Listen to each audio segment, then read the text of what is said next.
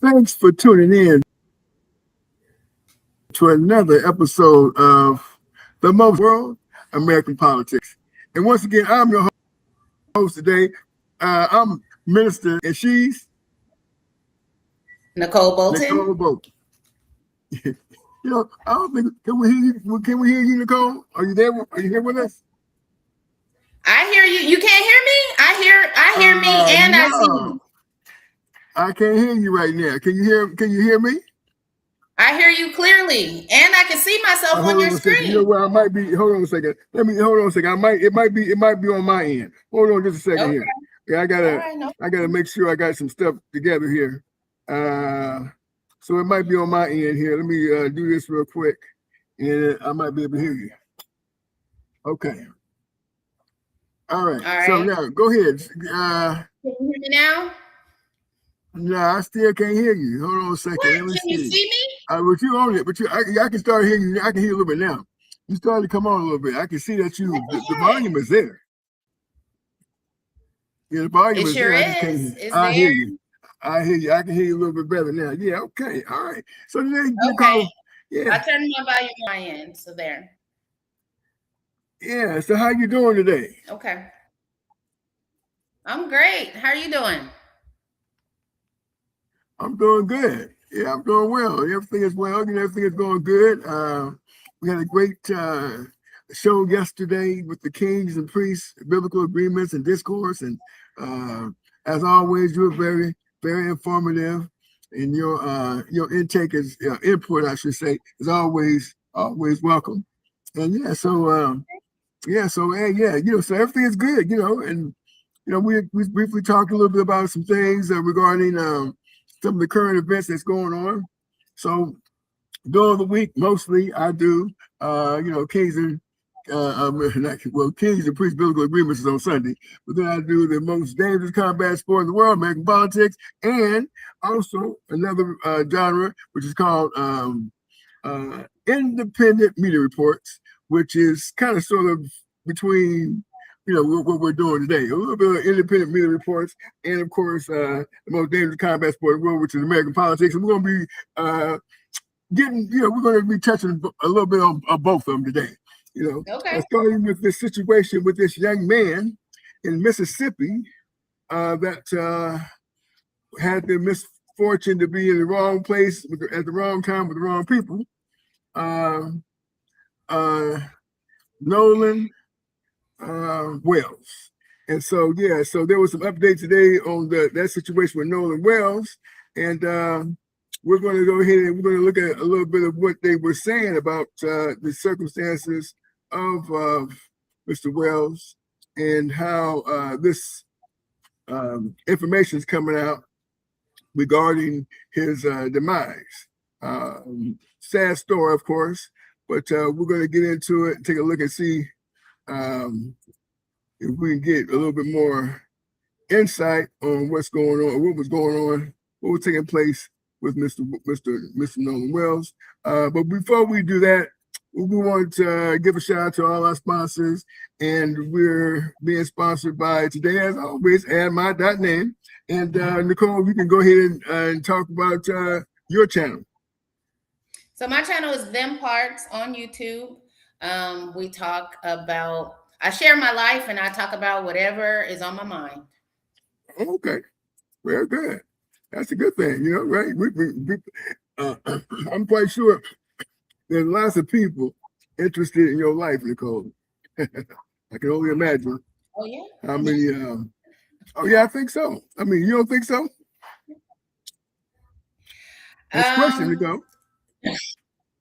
Huh? That's a What? question. Yeah, I said you don't think so. You don't think there's a lot of people interested? Yeah, I mean, yeah, I think so. I think so. Okay. Yeah, right. Well, you say you talk about your life, and I can only imagine how many people, would probably be interested in what's going on in your life. I mean, because that's generally what happens, especially when you start, sharing.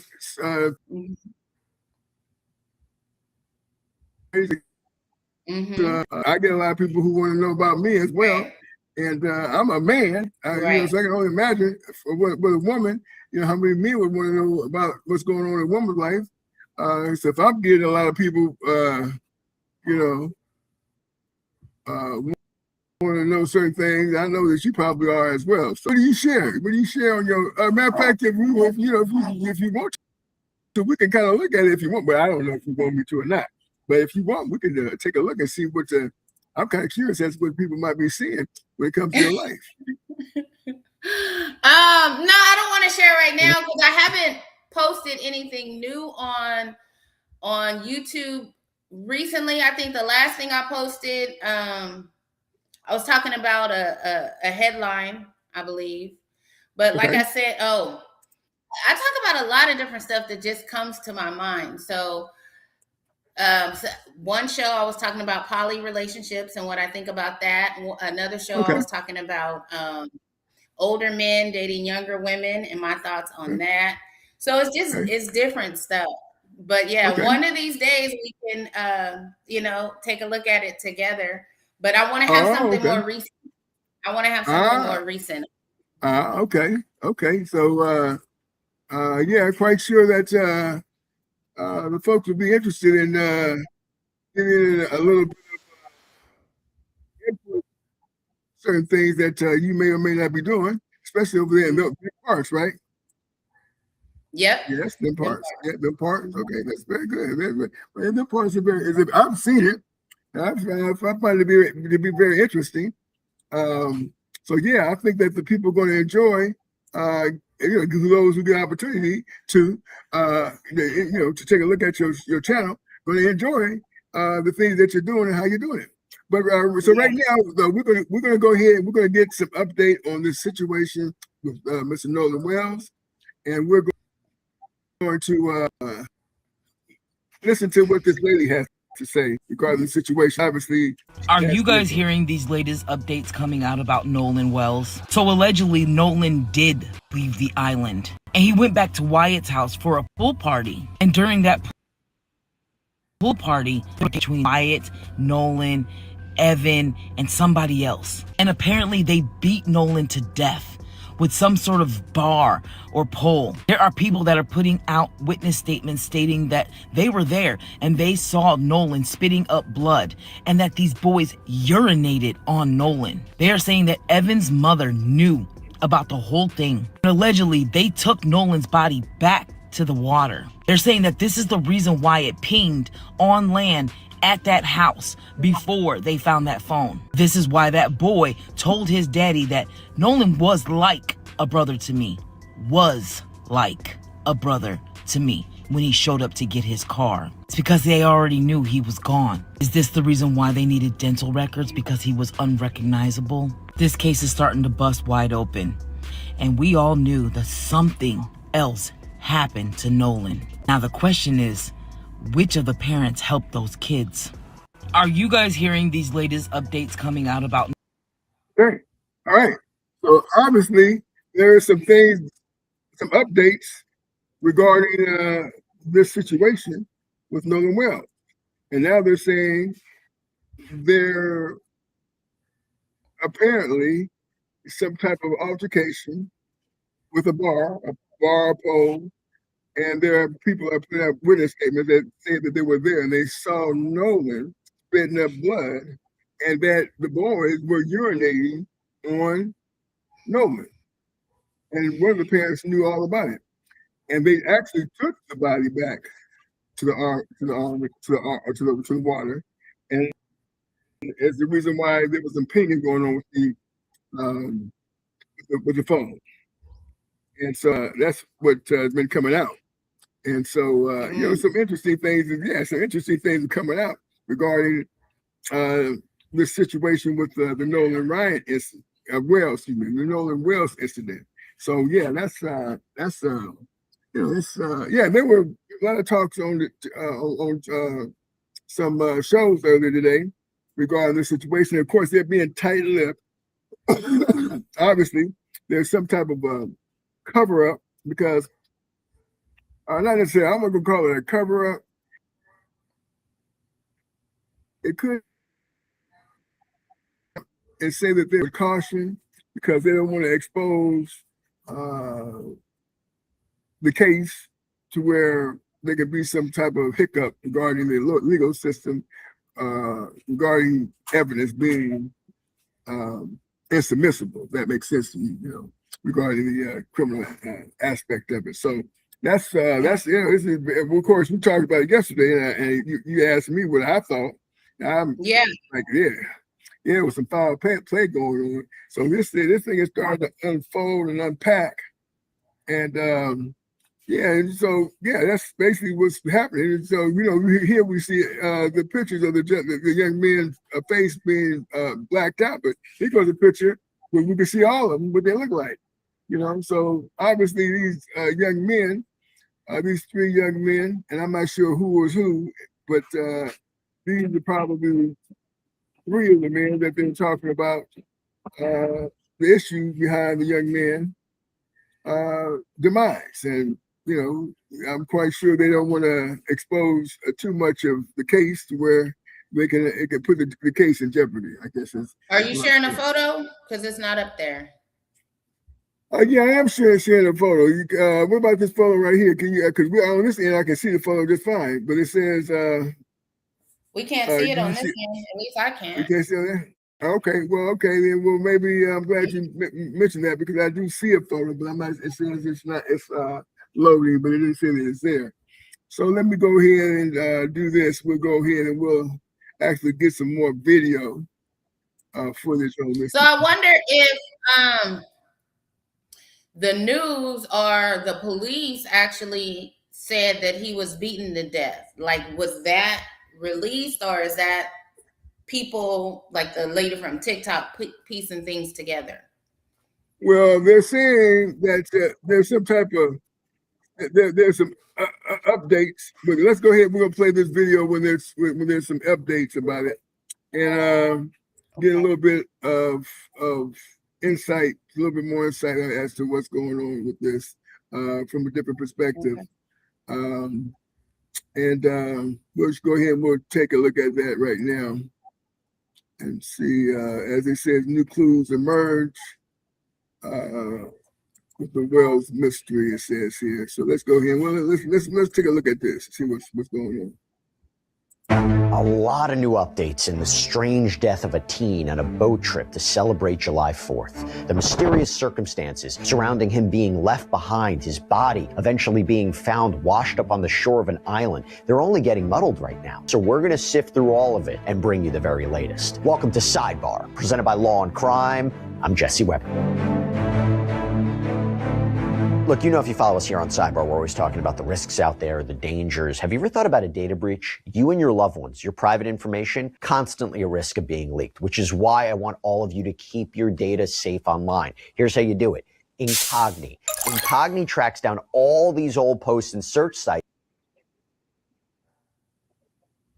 This is interesting too.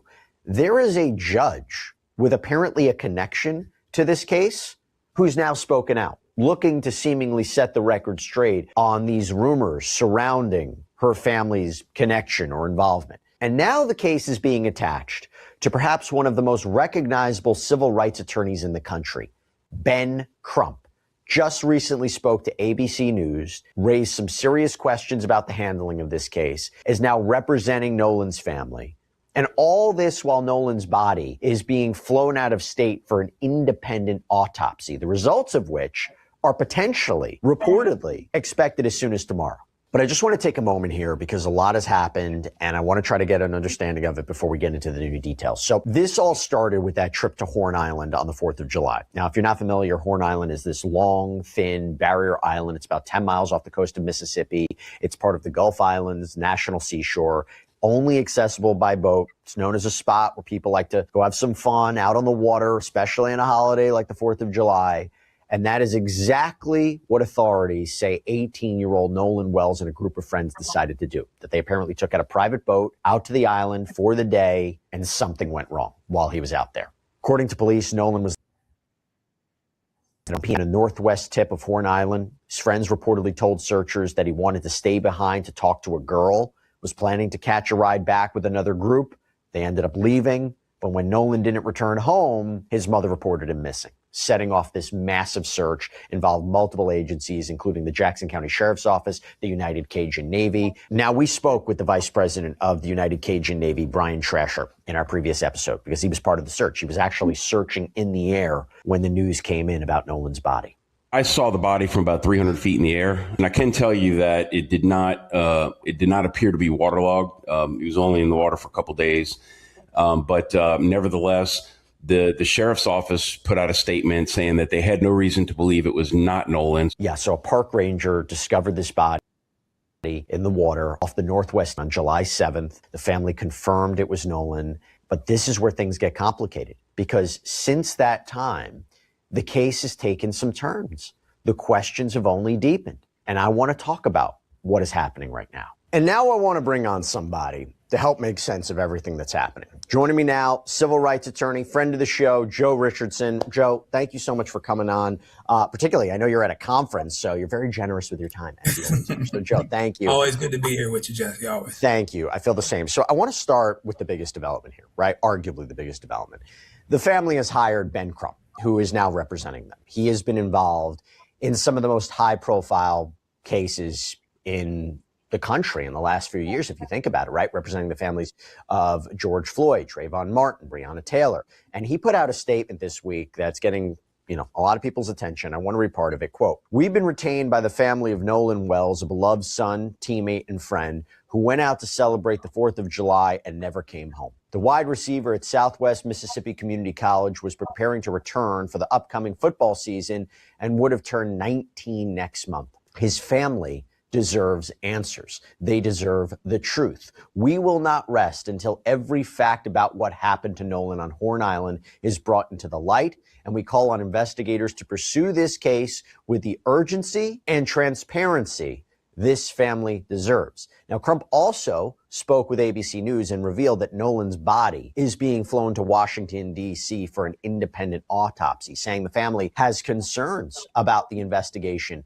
being handled in the state of Mississippi. Joe, before I even go to the independent autopsy, why? Okay. So they obviously have taken this situation, took it to independent investigators so they can do the autopsy of the body. And so this is definite, basically saying that they're going to they're going to leave no stones unturned. But they also, the parents of this young man also was on one of the morning shows, Good Morning America. So we'll take a look at some of that, see what the parents had to say about the situation. I definitely want to see that. Pardon me? I definitely want to see that. I couldn't even imagine. Absolutely. Yeah, as a parent, we'll go to that. Go somewhere. Yeah, we'll go to that right now. And don't come back. Yeah, and we'll go and see what some of the things that the parents had to say on the subject. For this subject. So here we go. I always said safety is in numbers, and he always said yes, sir. So he knew to stay with his group. So why would he split from his group? I don't know. So that would have been unusual for him to split from the group. And you said he would always check in with you. Did he check in with you that day? So that day, no, I don't. But of course, too, they were on the boat. And usually when he is out there, which it's not uncommon, he's, I think, since last year, he's been going there occasionally with his friends. And so it would always just be like, hey, Mom, I'm back, type of thing. But this time there was no call or text from him. It was from his friend. And then, too, really didn't worry a lot about it because, it was his last weekend to have fun. Because that Monday, he had to report to school. We was preparing him for the season, so we're gonna see. He wanted to have his last little hurrah before he locked down and get ready for the season. Because, like I said, the entire summer he's training. He got more serious. He started to understand what I was trying to tell him about football not just being fun, but as you get farther in it, it becomes a business. If you want to excel, and you have to understand, and you have to understand both at the same time. And we know, Ben, that you said that you're going to do an independent investigation. Yes. And you say you have Nolan's cell phone and messages were deleted. How could you tell messages were deleted? Well, his parents got the phone back, and that's something that's important, Michael, because they tracked this phone on Life 360. So Life 360, but when I received the phone call from Warren, I immediately called my friend Tashima, and I said, hey, have you guys seen Nolan? Because her two sons, Jalen and Javon, they grew up together. They played City League sports together. When they got into school, they played sports together. And so she was like, hey, okay, the boys were pulling up the location from Snapchat. So the Snapchat location looks completely different than the Life 360 location. So when I pulled up Life 360, it was different. It was showing everywhere the phone had been. I was like, well, it's showing that he's back on land. He's like, but no, he didn't come back with us. Well, how were you able to get the phone? So we tracked it, and my friend Tashima went and picked it up. It wasn't like they said we got his phone, they tracked it. And that highlights all these contradictions, Michael. The fact that they said Nolan was talking to a young woman and she said that he said, I'm going back to get on the boat with the boys. The boys said that he said he was going to stay with her. And so that's an obvious contradiction. And then this video of this, you can hear an argument going where Nolan is saying, give me my freaking phone. What are you freaking doing? And so then his phone ends up missing. I don't know any teenagers, Michael Strahan, who says, if you believe that story, I'm going to stay behind and I'm going to leave my phone. I mean, no young person leaves their cell phone. And so then there's so many things their parents are telling us about, even why didn't his body wash up with the tide on Sunday? Why would it come on Monday? It's not adding up. And that is the problem when you think about the history of Mississippi. Yeah, so there are so many questions that need to be answered. And is there anything you'd like people to know about Nolan? What would you like them to know about your son?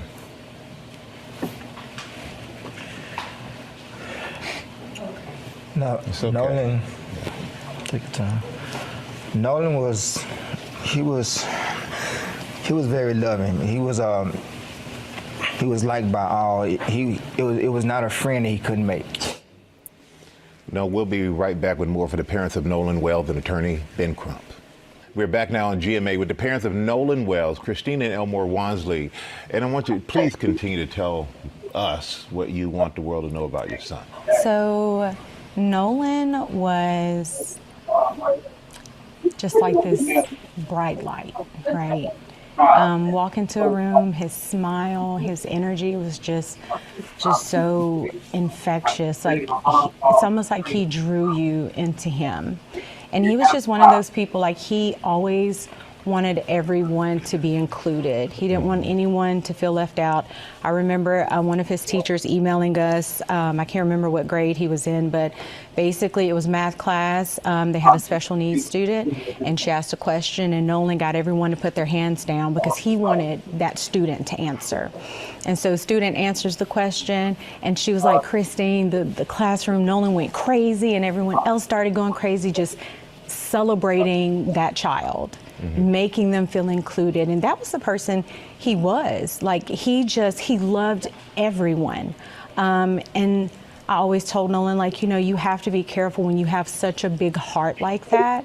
I love that God blessed you with that, but you have to be careful with that because, that it's not always returned, that type of love. But he was just genuinely a good person.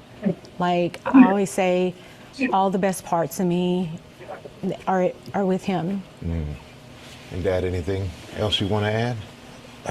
It's just, he's gonna be really missed. I know a lot of his teammates, they all look to him as a leader. He's more like a silent leader. Not real big on words, more action, which is kind of like I was. I really wasn't real big on talking.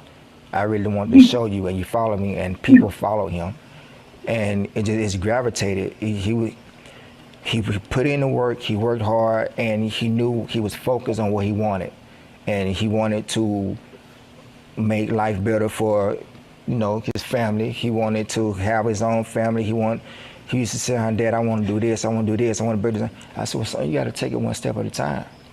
Slow down, let's walk this thing out. Let's train, let's sign our deals, let's make these teams, make these camps, put the work in, and everything else will work out. Even his baby brother, their bond got even stronger, because now I have a big brother that he's finna do something, so now I want to outdo that. So his focus and his confidence has got even better. So I was looking forward to both of them having outstanding years. Seasons, It seemed like he inspired in the home, and he inspired outside of the home. And Attorney Crump, where do we go from here? What's next? Well, the deleted messages that Christina was going to briefly touch on, we want to get the phone and figure that out. Backtrack on that. When we finally got his phone, me and my sister went through the phone. We went in his Snapchat. He had 2 accounts, absolutely nothing. It wasn't even 24 hours, which is how long videos and pictures stay in Snapchat. And I was just like, that can't be. Like, I've seen Nolan whenever he snaps, like when he goes and he's having fun, like he does videos. Like, there was absolutely nothing, no saved videos. And even my sister was like, yeah, that's suspicious, Michael, we having an independent autopsy done at the behest of his family. Colin Kaepernick helped pay for the independent autopsy. We flew his body up from Mississippi to D.C. because they wanted an autopsy done by a person with no interaction with the Mississippi law enforcement, because there's an issue of trust here that is really important. And the fact that they keep trying to say, suggesting it was a drowning, but nobody out there reported him drowning, it's not adding up, Michael Strahan. It is not adding up. And honestly, we are doing this because at the end of the day, I would hope any parent would fight for their kids to find out if anything happened, what did happen.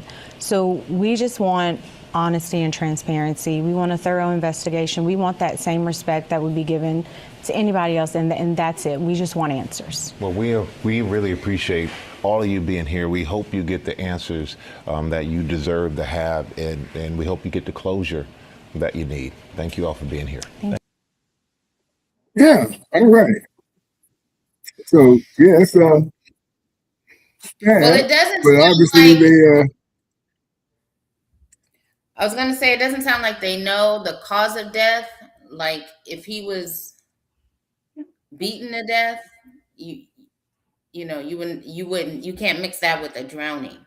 So hopefully he was not beaten to death, because that would be horrible. right. Well, the first video, which obviously is not a substantiated video, was when the woman said that he was beaten, and there has been no reported confirmation of that. But obviously, she got some information from somewhere, decided to go ahead and do the video as an update as to what's going on with the particular case. These things all come out, of course, and we'll get a more definitive. Well, we won't never. Okay, so they won't tell everything that's going on, because they don't want, if this is in fact some type of foul play, they do not want the perpetrators to know the direction of their investigation. So if you hush about that, and they got some heavyweight people, the case. Well, I mean, matter of fact, I seen go ahead. No, Al Sharpton was going. Al Sharpton was one of the ones earlier that was talking about the investigation and delving into as to what happened and how they are now going to leave no stone unturned as to what happened to this young man. So, yeah, that's basically how this thing is playing itself out.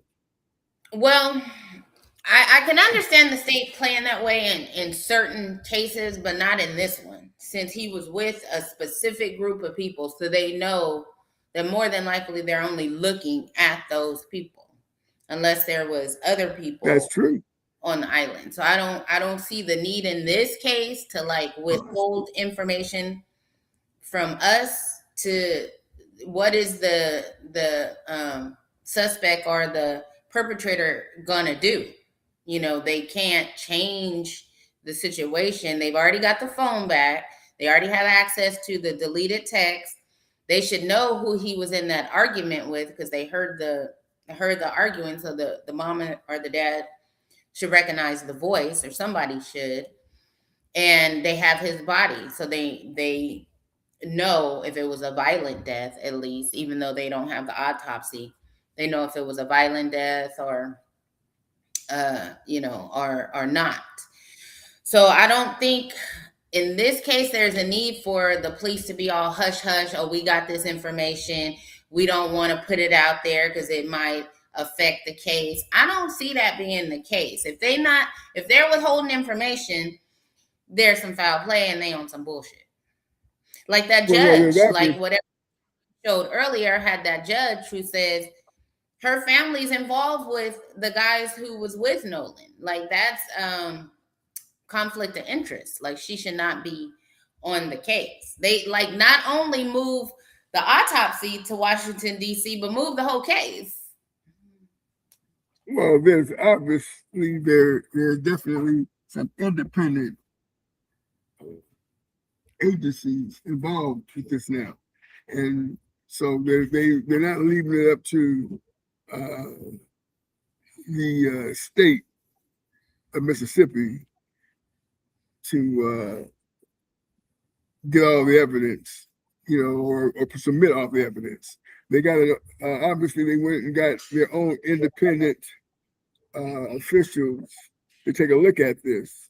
And so when you start talking about connections with people with connections with judges, that still doesn't have anything. I mean, that doesn't have anything to do with the actual independent investigation. Yeah, you can say that, someone getting some information from or talking to someone who may be able to suppress some of the evidence that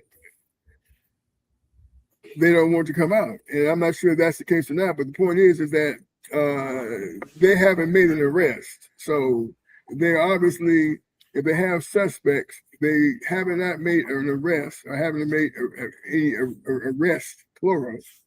Mm-hmm. The woman in the video earlier said there were several individuals involved that actually beat the young man, and then started talking about dental records. So that says if you needed dental records, that he was it was a severe attack, a beating. If he didn't need if he needed to have dental records, they said that he hadn't been in the water that long. That's what the was reported on the. But usually, you get dental records to identify somebody.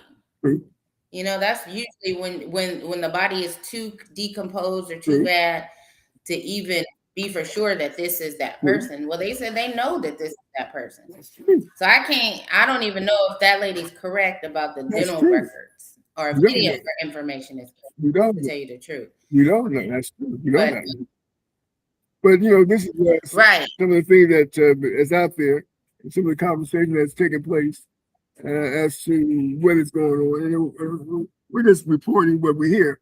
We don't know what's going on at all. We're just making a report, right? And of course, we make and we breaking down the information that we reporting on because we're trying to make it make sense, right? We're trying to understand it and make it make sense to us. Absolutely. What makes sense to me is there was some obvious, based on what they're saying, obvious foul play. Who was involved? I agree. Yeah, who was involved with this foul play? is yet to be definitively determined. You know, she made the early video, the first video said she mentioned names. Didn't mention the names as to who did exactly what that could have caused death. You know, an attack took place, and she mentioned some names that were involved in the altercation. But so have they even questioned anybody? Like, has I'm sure any they of the have. guys, everybody that he went with on that boat should have been questioned by now? Has that even happened? They sure have. I'm quite sure they have went ahead and talked to individuals that was Okay. in his presence. Okay. And had conversation with them. Have not Mhm. made an arrest. That doesn't mean that they don't have suspects that they have under the microscope. You know what I mean? And again, you know, you have to be careful as to who these people might know. I mean, every picture thus far that was taken had been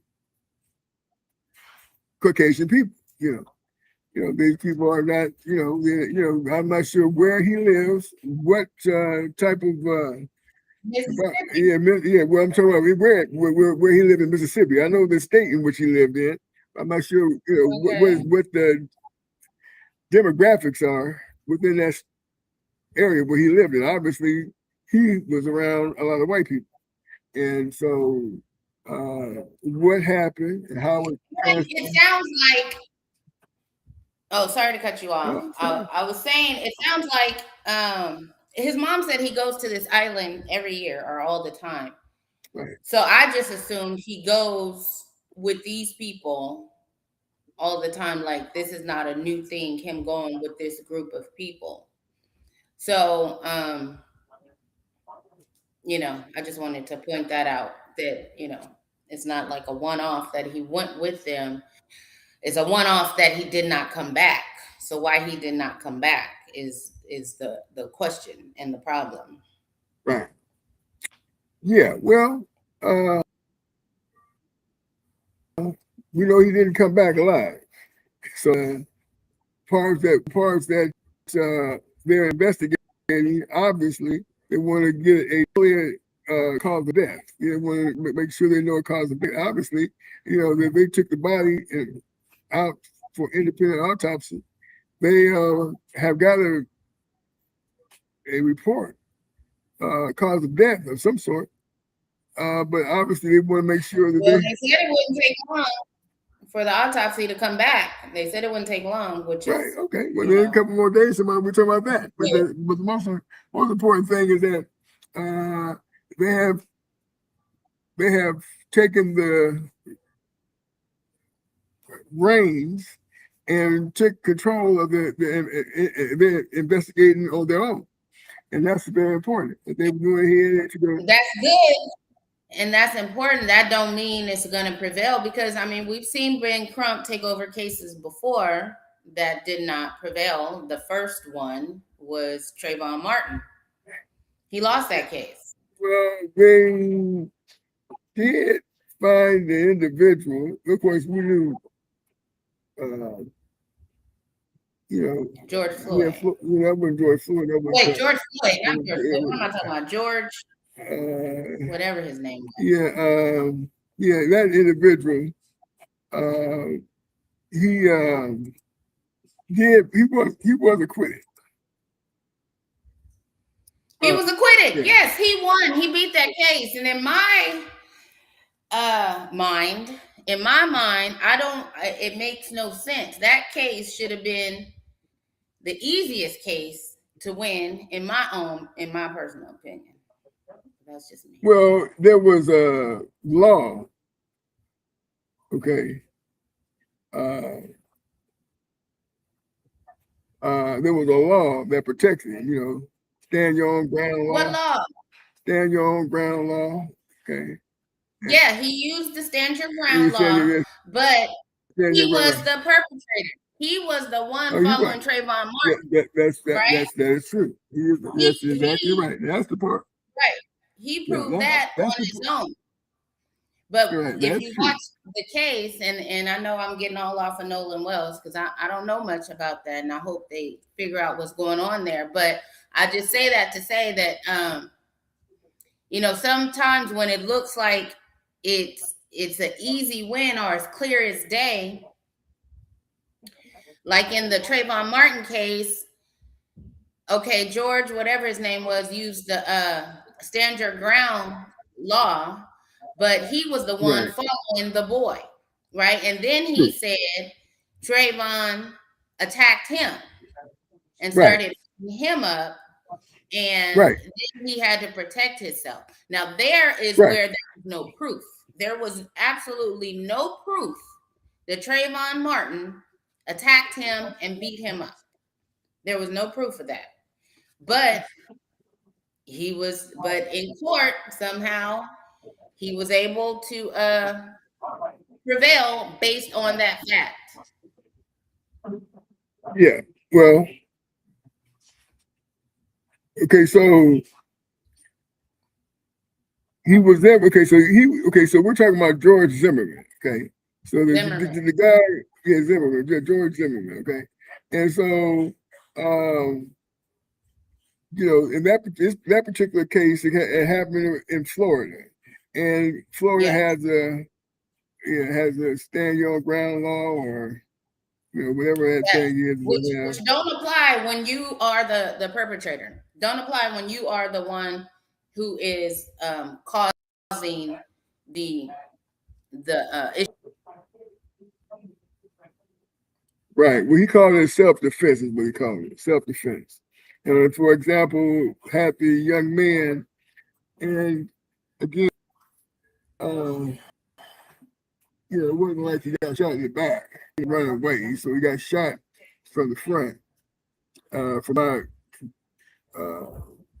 my recollection, and it was said it was some kind of physical struggle. And so I don't really know. You and I don't know all the evidence, but until we do know that Zimmerman beat the case. But he did, which is ridiculous. He beat the case. It was a case in Florida, and for example, if the man had thought, because I remember seeing another case where a man approached a woman. He approached a woman in a car, and her boyfriend walked up to the man and pushed him. Yeah, and then the man goes in there and comes out and shoots him. Right? Now the guy put his hands on him first. In other words, the guy came up to the car. He pulled out the gun.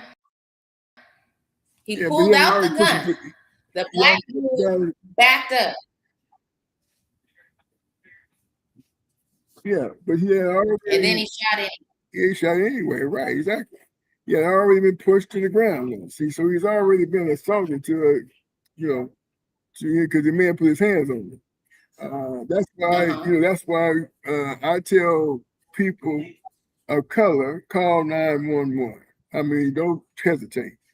Before you put your hands on somebody, call 911 first, immediately. And then what? And then report. Then the police come and shoot the shit out of you. Well, you gotta hope. You have to hope that wouldn't happen. But as it stands, the circumstances, I mean, we can say a lot of things that we can. We can say a lot of things that that they could do. But the point is within the law, stand into the confines of the law. If something happens, call 911. Somebody's talking to my woman crazy at the door, at the car door. And so I'm calling you all to come check this guy out. Then, of course, get your family. In that particular case, when the guy got shot, secure your family, right? Make sure you got enough witnesses that say, hey, look, this man, if he comes closer to my car, we're going to have to stand our ground, right? See, but call 911 first. Call 911 first. Okay, that's what black people don't do. They gotta call 911. They gotta be within the confines of the law. You have to stay in the parameters of the law. No longer can you sit there talking about, well, I'm gonna go ahead and do my thing. I'm gonna go and get her. No, don't get her. Call 911. That's the police's job. Police's job is to get her. See, black folks need to do what? Stand by and stand down like down. So get back. Stand there. Okay, man, I don't want no trouble. 911 calling. That's what you did. That's start doing. You know. And otherwise, well, I mean, I can't agree with that because I've just seen too many instances where calling 911 don't help nobody. It just made the situation. Getting the police involved made the situation sometimes deadly. Okay, well, we can talk about that as well. But the point is that you stay in the confines of the law, whether it turns out deadly or not. The fact of the matter is you're breaking the law. Because if we break a law, they can really say that's why he or she is no longer with us because they broke the law. But when you stay within the confines of the law, that's on them. And that's basically what it comes down to. You can't sit up here talking about what they're gonna do, what you gonna do, and how you gonna protect yourself. And that's the most important part of the situation. I say protect yourself by having your own weapon. If it's gonna get physical, then and if it's a stand your ground state, you should be ready to stand your ground. Okay, there you go. Use their laws against them, not call the law. Use their laws to your protection. The laws apply to us too. Well, okay. Well, you can stand your ground. There's nothing wrong with doing that either. But the point is, when there's not an imminent threat, to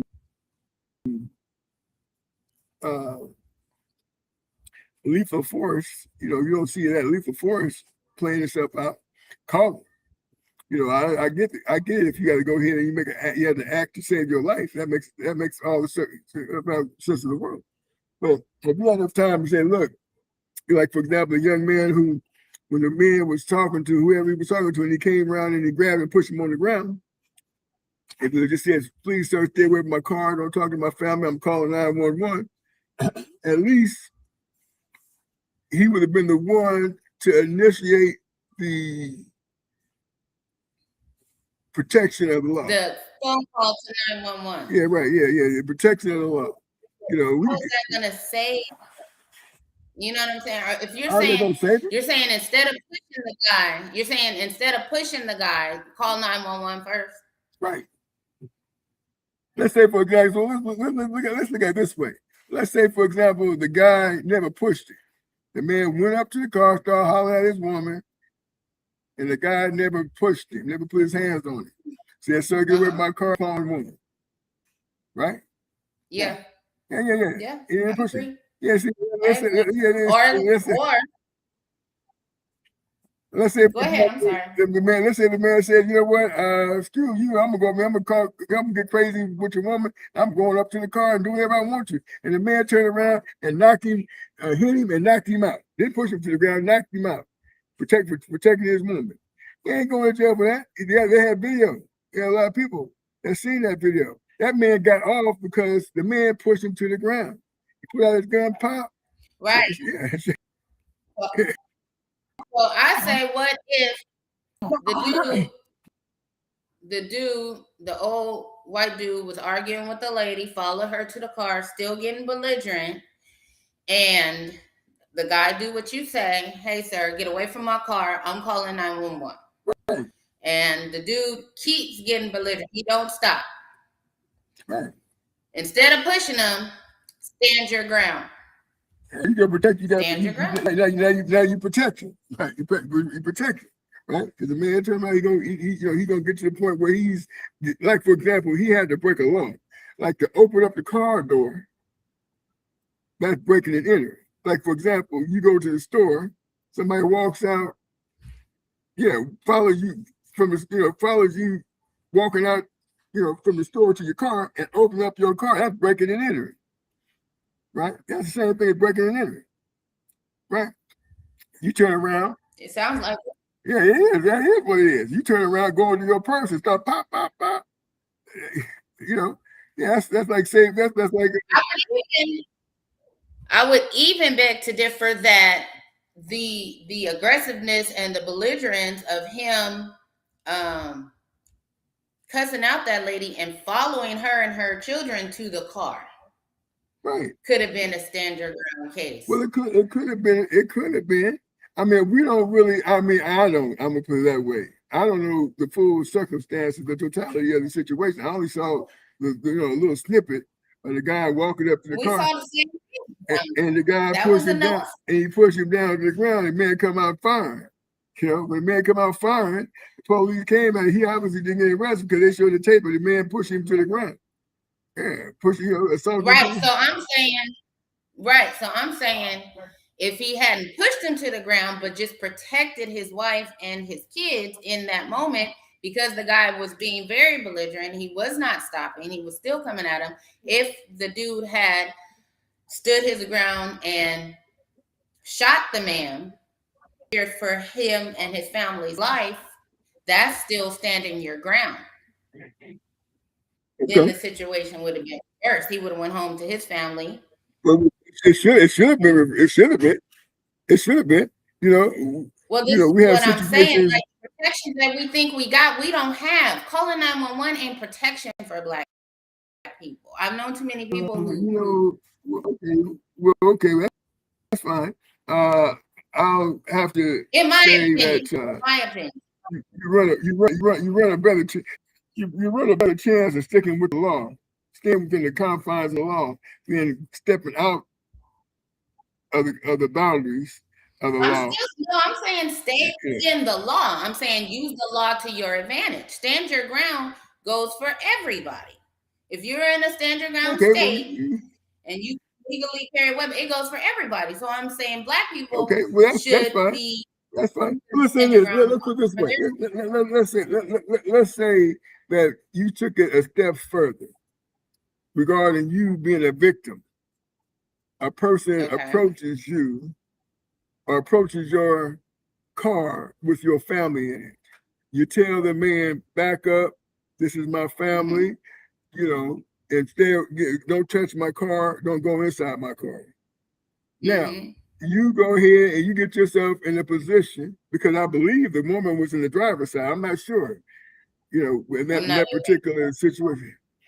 But the point is let's say, for example, she was in the driver's side. You tell her, start the car up and start backing and start driving away. And when the car start backing up, driving away, then you walk to the car, you get in, you leave. And then you get to a place where you call the police and say, this is what this man did when doing to my family. You got your family away from the situation. You got yourself away from the situation, right? Out of harm's way. You did your due diligence to follow the law, and then you did your right as a citizen to call the law and say, look, this is what's going on. This is what happened. You need to, to check, do a report on this guy for what he did. Therefore, they got a report on the guy. He got a history there. He does it again. Yeah, we had problems with this guy once before. You see, these are things you build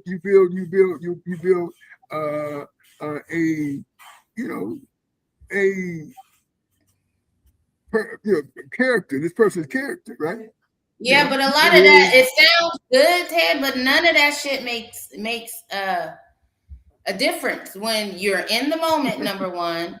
And you're so crazy. Why'd you laugh? Well, when you're in the moment, and fuck building a case. I was just watching a show on Netflix, a documentary about these two neighbors, these two white ladies who lived across from each other, and one of them just kept calling the police on the other one, and she called herself building a case. Like, I done told y'all they did this, they did that, and she, even though she was lying about a lot of shit she was saying, she went over there and she killed the husband and shot the wife in the face. It's like all those calls she had did, the law didn't do anything because they couldn't step in. There was nothing that they could do. So all this case building, it doesn't always lead to an arrest. It doesn't always stop the incidents that's going on. These were neighbors. They were next door, and this probably went on for 2 years. and both of them were calling the police on each other, trying to get protection. So it wasn't.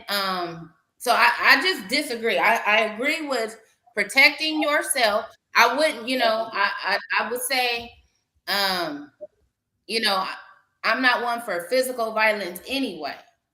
But I am one for protecting myself and my family. Okay, so what I heard you say is that you had two families having conflict, going back and forth, back and forth, back and forth. When one of them went and shot the other one's husband and shot her, the woman, in the face, right? You see, somebody had to go to jail. Somebody had to go to jail. Okay, somebody had to go to jail. The person who did the one who did the killing, she went to jail. She went to jail, but that's not my point. My point is they have been calling the police for years and nothing was done. It didn't get done until somebody died, until some act of physical violence. Correct, exactly. The woman walked over there to their house, and when she shot the husband and then shot the woman in the face at their house, is what you said, right? Well, there's not a lot.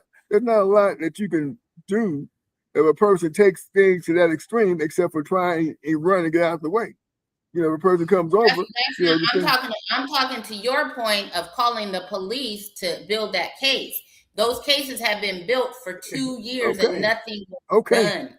No, well, she has to do something, or whoever has to do something egregious enough to warrant an arrest. Obviously, she wasn't doing that. They were calling back and forth. That's my point. Well, I don't know what the point is, other than the fact that sounds to me like you're saying that you'd have been the one shooting the lady's husband and the woman in the face. I mean, I don't know if that's what you're saying or not. But the point is that when the woman, are they going back? That's not what I'm saying. Okay, so what are you saying? Okay, so what are you saying? What are you saying? I was comparing it to the black dude and the white dude. Because you said the black dude should have just drove off and called the police and built the case against this dude. And I'm telling you, let me ask you this question: would he be alive today? Would he be alive today? Would he be alive today? He would be alive if he hadn't put his hands on the guy, and if the guy hadn't shot him, or he would be alive if he shot the dude first.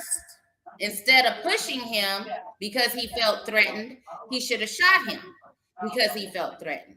He would be alive as well. So he's dead, and that man that shot him is walking around without a care in the world. Yeah, he's dead, and his loved ones are without him. If he had kids, they're without a father. Yeah, see, all these things you have to think about, right? Yes. See, this is the thing. This is the thing. That's why this is the thing that people don't think about. A weapon to stand your ground, because obviously. Okay. Well, let's put it this way. There are people that have weapons. Mm-hmm. Okay, and that doesn't mean that they're safe because they have weapons. No. So they give them, they got opportunity to go ahead and shoot somebody if they get to their gun first. But I don't know anybody had guns all the time. They had never got shot at or shot, or like, for example, carrying around all the time. I don't know, that's just me. But I mean, I don't subscribe to people in this society, with melanin, talking about I got guns, because they have an opportunity. You ain't it's the law. What are you talking about? Talking about I got guns, it's the law. You probably can't have a gun. You don't agree with it. No, I can have a gun. No. So let me put it this way: you obviously sound like a person with a gun. Okay, You see, you sound like a person with a gun. But even with your gun, you can't walk around here on your hip. Okay, there's a law against that. Okay. I don't. Okay, well, no, there's states where you can when you can have a gun on your hip. There's states for that. Yeah. But it's what is that? An amendment is your constitutional right. Concealed weapon. concealed weapon. There's a thing called concealed weapon. I'm talking about your constitutional right. But I got a question for you, since you said dude would have been better off calling the police, and he definitely would have been better off calling the police. Have you ever called the police on someone who was being aggressive towards you? Have I ever called the police? No, I'm just learning to call the police. Okay, yeah. My life had not been. You're learning I'm calling the police. And how old are you? Exactly. Is it working for me? It's working out great. Yeah, it's working out good now. Yeah. No, but you're doing that now. You're doing that now. I had a situation. Yeah, right. I had a situation. Okay. Yeah, because that's what they do. I had a situation not too long ago. I was in a Motel 6 almost a month. Right? I'm over here maybe about 14 days in. Man told me, you've been here for a long time. I said, well, that's the problem. As a matter of fact, last time I extended my stay, you told me to bring cash, not brought cash. I wasn't supposed to bring cash, but because you asked me to bring cash, I brought cash. And oh, by the way, have you read your policies? It doesn't say I have to be out of here in 14 days. It has between 14 days and 21 days. That's it within the guidelines, because they don't want you staying long enough to where you can call yourself having residency there, right? So for example, you say I'm staying, getting out, you got to evict him and all that. I get that. That's what I told him. I said I get all that, but I ain't been here for 21 days. As a matter of fact, and it says 21 days. You said 14. So I'm making you know what your policy says. Have you read that? He said, no, I haven't read that. Well, you need to go ahead and read that. So I said, but guess what? I'm gonna go ahead. I'm gonna get my stuff and I'm leaving. And you better not be charging me no extra $20 for I won't do that if I was you. And I left. And I went and got a U-Haul vehicle. But guess what I did before, or right after I got the U-Haul vehicle? What? I called the police and told them to be over there when I get there. Yeah, exactly. Right. Yeah. So when I got there, I parked the U-Haul vehicle. I wait for the police to roll up. When the police roll up, I walk in there and say, I'm getting ready to get my stuff. Yeah. Smart move. Yeah, see? Yeah, see? Yeah, see? Because you can't be the one, and this is another thing I told the guy. When he was talking to me, first thing I said to him, I said, look, man, first of all, I don't fight. Okay, I don't fight. And our further said this. I said, I'll bring down judges. You're going to be easy work, sir. That's what I told him. Yeah, that's what I told him. See, and this is what I mean. You got to understand the thought process is not to be in a situation where you put yourself in harm's way, right? Yeah, you put yourself in harm's way. See, and that's the problem with this blackness that we got. Oh, we're going to be able to do, we're going to do what we want to do. You can't. You can't do whatever you want to do, because the first thing they're going to do is you at fault. I shot. He was, I was scared. Whatever he did, no. First thing I said to him in his office, I don't fight. First of all, you know right now, I don't fight. Yeah. See, I learned from that, right? Learn that though, Ted, because you when was your last fight? When my last fight? I can tell you what my last altercation was. When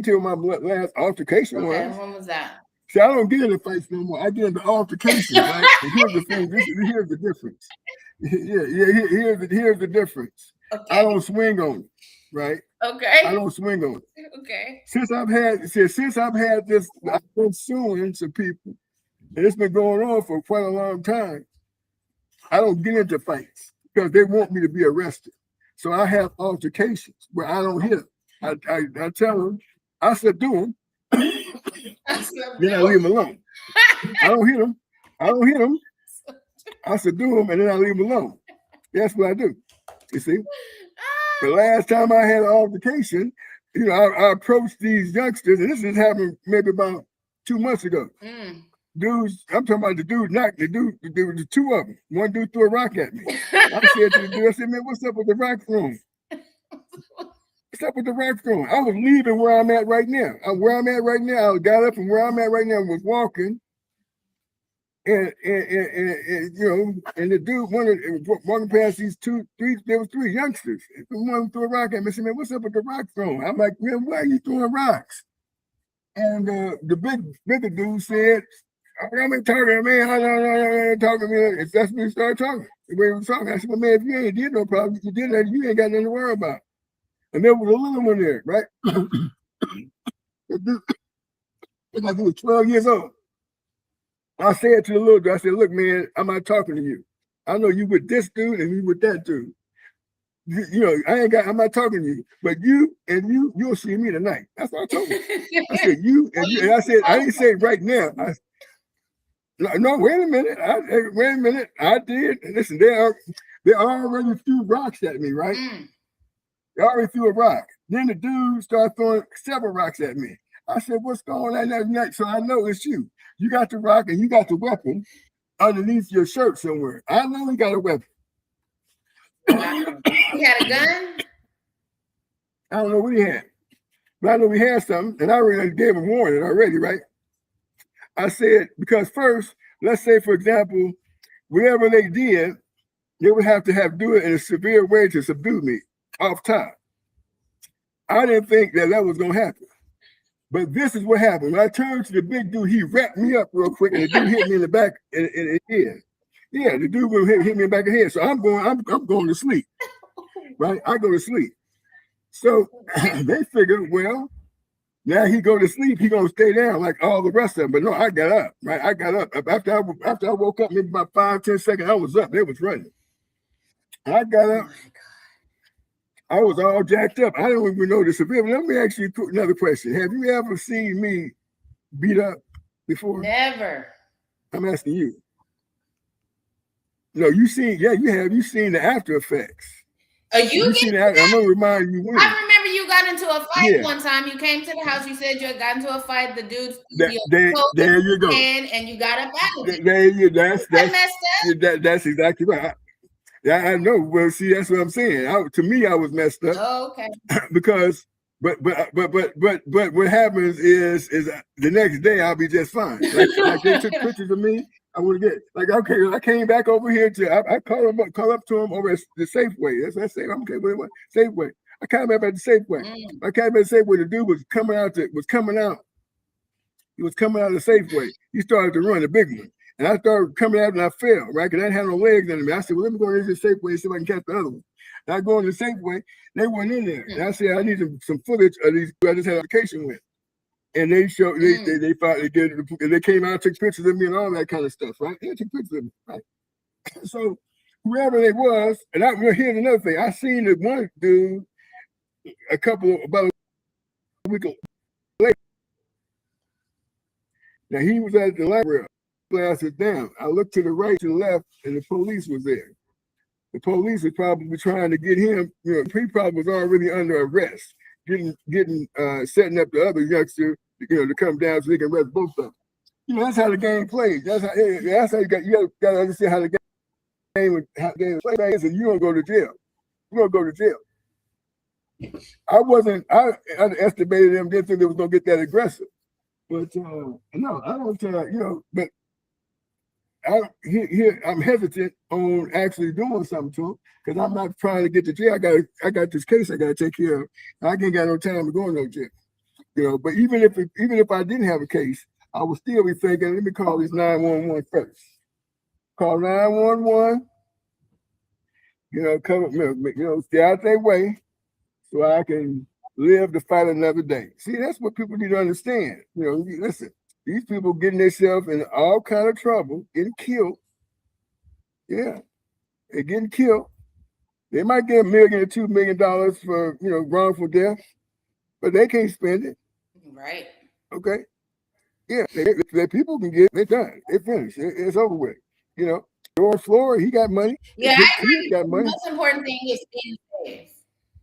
Oh yeah, absolutely, no question about it. You got a chance, So that's what you need. That's what you need to be thinking about. You think about. Let's put it this way: when you think about all the judges, all the prosecutors, all the people that hate you, against you, the odds are stacked against you.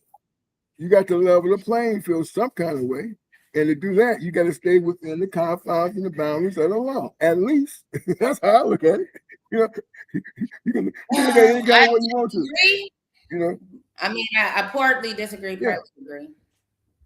Well, okay, well, I'll Partly tell you this. what you do. Well, I'll tell you what you do. Part that you don't agree with, you just go out there and just handle your business out there in the street. And you tell me, I ain't got no business in the street, number one. okay, well, there you Ain't go. nobody Well, there you trying go. to tag me. Ain't nobody getting aggressive with me. There you go. There But you go. To your point with, like you said, all these judges, all these prosecutors, all of these things are not in place to help us when we do call the law. Let's say we call the law because we beat them to the punch. It's not always going to be in our favor just because we called first. You know, there's sometimes domestic cases where men are now calling the police on women, right? Because they like, oh, I'm gonna call on her before she call on me. Sometimes they still end up getting locked up, right? Because it's still the perception that they're the aggressor, and so they still sometimes get in trouble. There's cases where a literal victim has called the police, and the police came in there, and the victim was now the suspect or the victim of the police. Now the police come in shooting the victim. So there's too many of those instances for me. I might make a police report, maybe. I don't know. But I'm just saying, I think for Black people, the law is not our savior. You know, it's not. I'm not saying break the fucking law. I'm not telling you that, but I'm saying don't depend on it. Definitely don't depend on it. Well, I don't disagree when you say don't depend on it. You know, I do disagree with anyone who says disregard it. Okay, anybody who says, "Oh, you can disregard the law," no, I disagree with that 100%. You know, so anybody that tells me that, okay, you might as well disregard the law because it ain't gonna be your benefit, I said, no, well, I'm not gonna do that because first off, I really ain't got no opportunity for what is called a meritorious victory. That was a big word. That was a big word. Yeah. That I've never heard of before. You win. That means winning. A victory. Okay, another word for victory. Outcome within those court systems. So, that's what you need to worry about. You need to worry about getting yourself in a situation, if you ever had to go in front of a judge, that you're gonna win. And that's all I'm saying. I mean, people taking things from me. I just take them to court. I mean, take it. Okay, you take it. God, they told my vehicle. I didn't go up there. I just went and paid them that little $800 they asked for. Told them that I was going to sue them and told them how I was going to win. They said, okay, we're not going to give you your money back. You got your car. They're going to give you money back. But in the court of law, under the guidance of the law, I'm going to get paid. They're going to pay me. They're going to give me back my money and then some. You see, because I know the law. Well, we'll see about that. We'll see about that. Okay, well, I can tell you what happens. Let us know. It's gonna happen. I would love to. Okay, I'm not knocking. I'm just saying it's gonna happen. It's gonna happen because my circumstances was I had a vehicle parked at Meadowview Light Rail.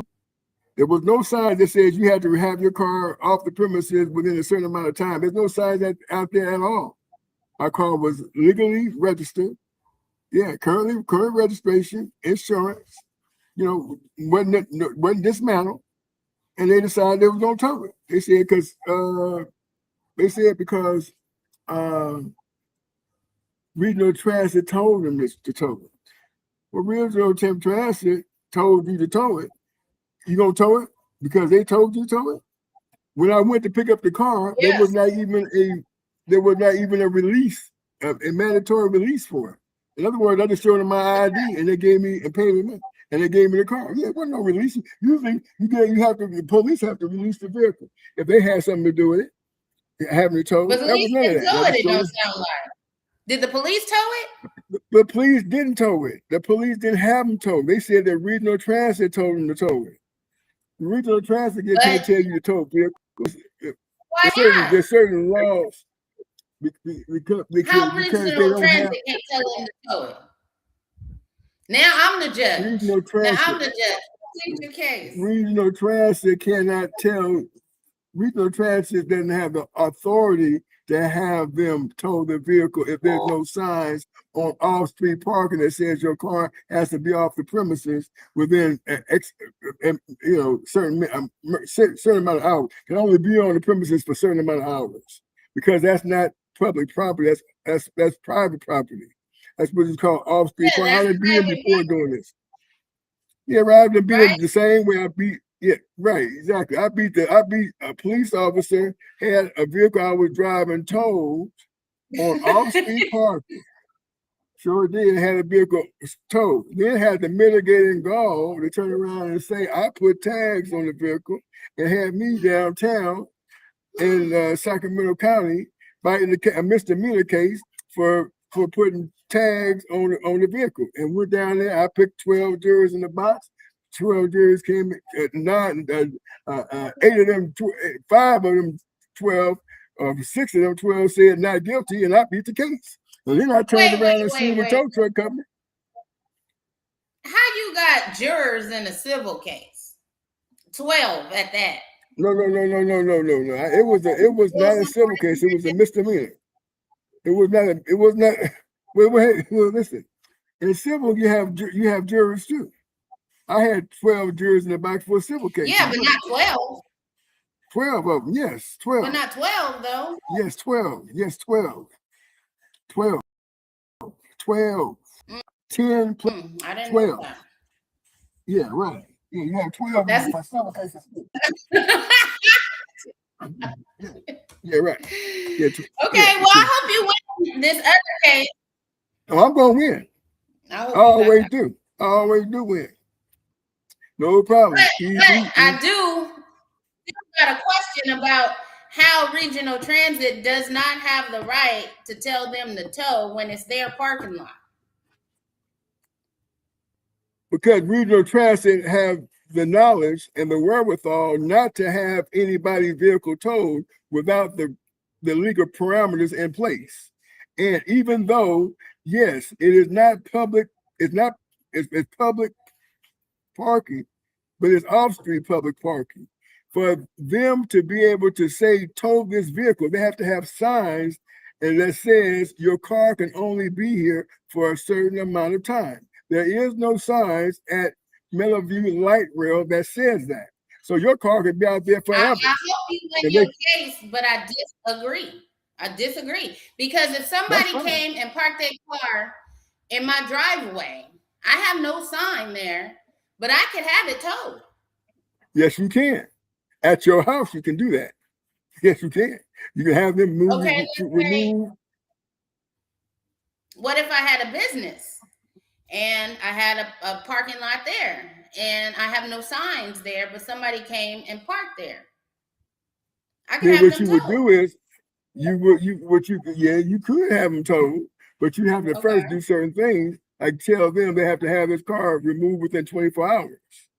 Yeah. Oh, okay. Oh, they gotta like put something on your car to let you know. Right. They didn't put no exactly. no notice, no nothing. Right. Correct. Exactly. Okay. Exactly. That makes sense. So you have to learn the law. Oh, I got a case. I ain't even worried about that case. That's a little small one right there. That's a little small one right there. Ain't nothing. That ain't nothing right there. That case is nothing. I ain't worried about it. You know. Then they took my vehicle and they stole stuff out of my car. Well, I charged them for that too. Tack it on. You know, and then they tried to start my car, messed up my engine in my car. I'm charging them for that too. See, so I mean, it's all part of the game. You know, you just can't go and start doing certain things to people without having to, think that it's gonna be cool. It ain't gonna be cool. And the problem with most people is they don't know the law. So they go in talking about I'm gonna do what they did in Judge Judy. They lose the case and they leave it alone. That's it.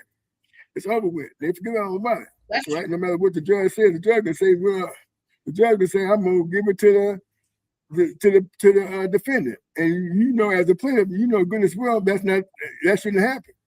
Well, you got to understand how to appeal the law. Listen, they know who I am. They're not going to, they know who I am. Okay. They're not going to sit around here playing no games with me, because they know what's going to happen. So, they're going to say, okay, let's Ted King in there. And we better act like we got some sense, because if he don't, he don't make us pay. Oh. And that's what I'm going to do. Okay. Yeah. Yeah, see, that. that's it, Yeah. See, and so once that's why I say, you got to understand how the law works. It's slow, but it's good, And if you got to, you got to do certain things, you got to do certain things. Slow. It's going to work, It's it's slow. Unless you look like me, it's super fast. But if he's against me, but slow as heck when it comes to for the benefit. So that's just, that is what it is, But yeah, so yeah, that's we we covered a lot of stuff, Now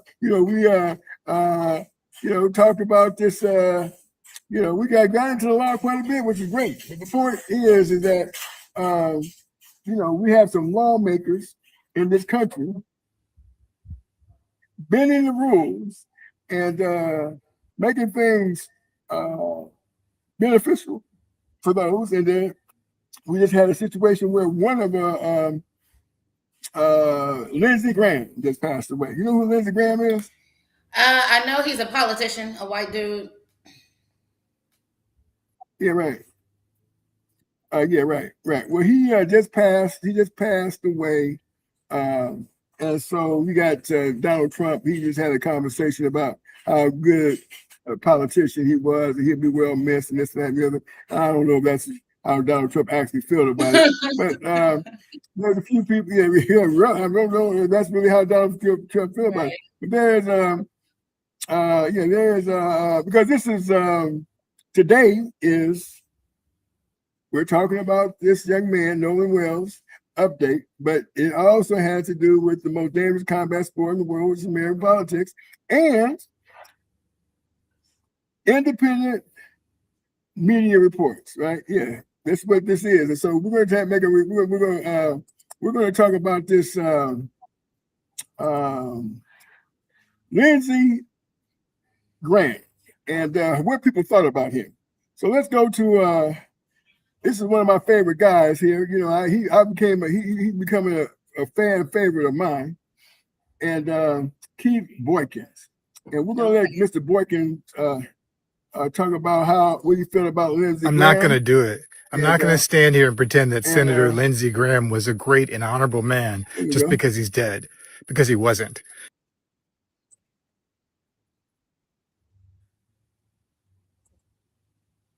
Let's go ahead.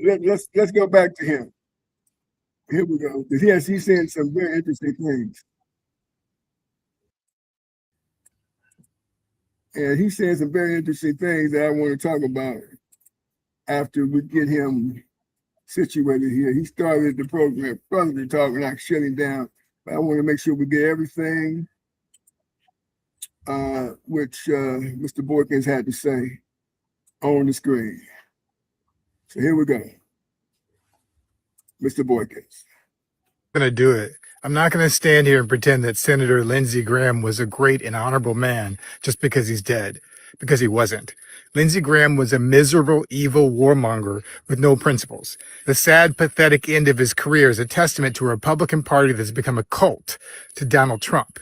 I don't care what anybody says from the Republican Party. I'm not going to take any lectures from them after they support a president who virtually spit on the graves of John McCain, Robert Mueller, and Rob Reiner. What made Lindsey Graham so horrible is that he knew better. He was close friends with Republican Senator John McCain, the man Trump attacked in life and kept attacking after he died in 2018. And then he snuggled up to Trump like a puppy dog begging for a bone from his owner. What kind of man befriends the enemy of his deceased best friend? Trump gave out Lindsey Graham's personal cell phone number to the world, and Lindsey laughed it off like the beta male that he always was. What I hate about Lindsey Graham is that he knew exactly who Trump was from the beginning. He called Trump a race-baiting, xenophobic, religious bigot. He said he's unfit for office. And said that he doesn't have the temperament or judgment to control himself. Graham said that Trump would be the most flawed nominee in the history of the Republican Party. And after all that, he became Trump's little lapdog. Yes, he briefly broke with Trump after the January 6th insurrection and said, "Count me out. Enough is enough." But the very next month, he was cozying up to Trump again. And just last year, Graham said that Trump is my favorite president. And why? We're killing all the right people. And that's who Lindsey Graham was, a man who got a hard-on for war, Afghanistan, Iraq, Venezuela, Cuba, Iran. It didn't matter for Lindsey. I go back to South Carolina. I'm asking them to send their sons and daughters over to the Mideast. Graham recently told Israel, Why is it okay for America to drop 2 nuclear bombs on Hiroshima and Nagasaki? To Israel, do whatever you have to do. I don't care if Lindsey Graham was gay and spent his whole life in the closet. That's a struggle his conscience had to deal with and take to his grave. I do care that he spent his entire career supporting a party that tried to hurt LGBTQ people. And that's the problem. It's the constant lies and hypocrisy from Graham and the Republican Party. When President Obama nominated a Supreme Court justice in 2016, Graham made up a new rule that we can't fill a vacancy in the last year of a president's term. But then when Ruth Bader Ginsburg died in the last few months of Trump's first term, Graham changed the rule and pushed Amy Coney Barrett onto the Supreme Court 1 week before Election Day. And you could use my words against me, and you'd be absolutely right. He did the same thing on abortion. First, he said They should decide the issue of abortion. Then a few months later, he supported a national abortion ban because This is not a states' rights issue. today's Republicans have no principles but power. If they will sell their souls to Trump, they'll sell their souls to the next highest bidder as well.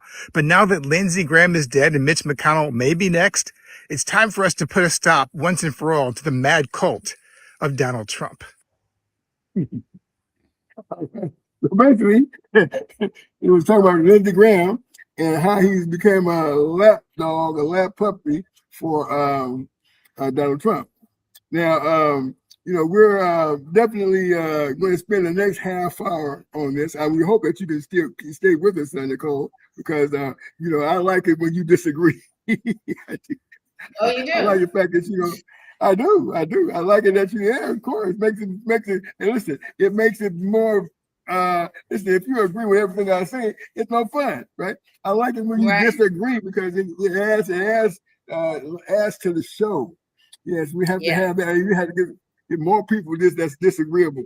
I love it. So whatever you feel, how you feel, express that.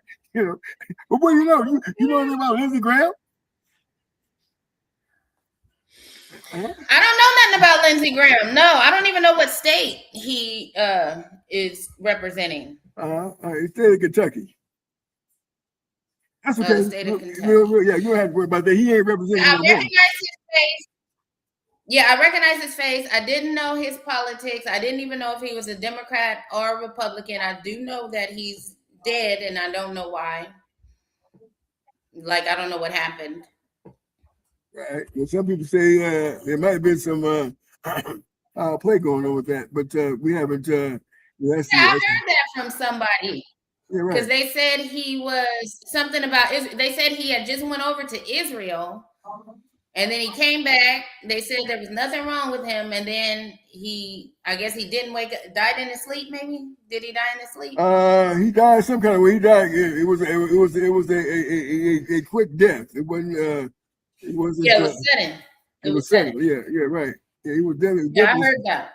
It was sudden, and it was for sure unexpected. But so he. So what do you think happened? Well, I mean, I think, to be honest with you, all their lives are in peril. To be honest with you, I mean, all the Republicans, all the stuff that they're doing, Donald Trump's life is in peril. His kids' life is in peril because what they're doing not only is affecting everybody. It's not affecting.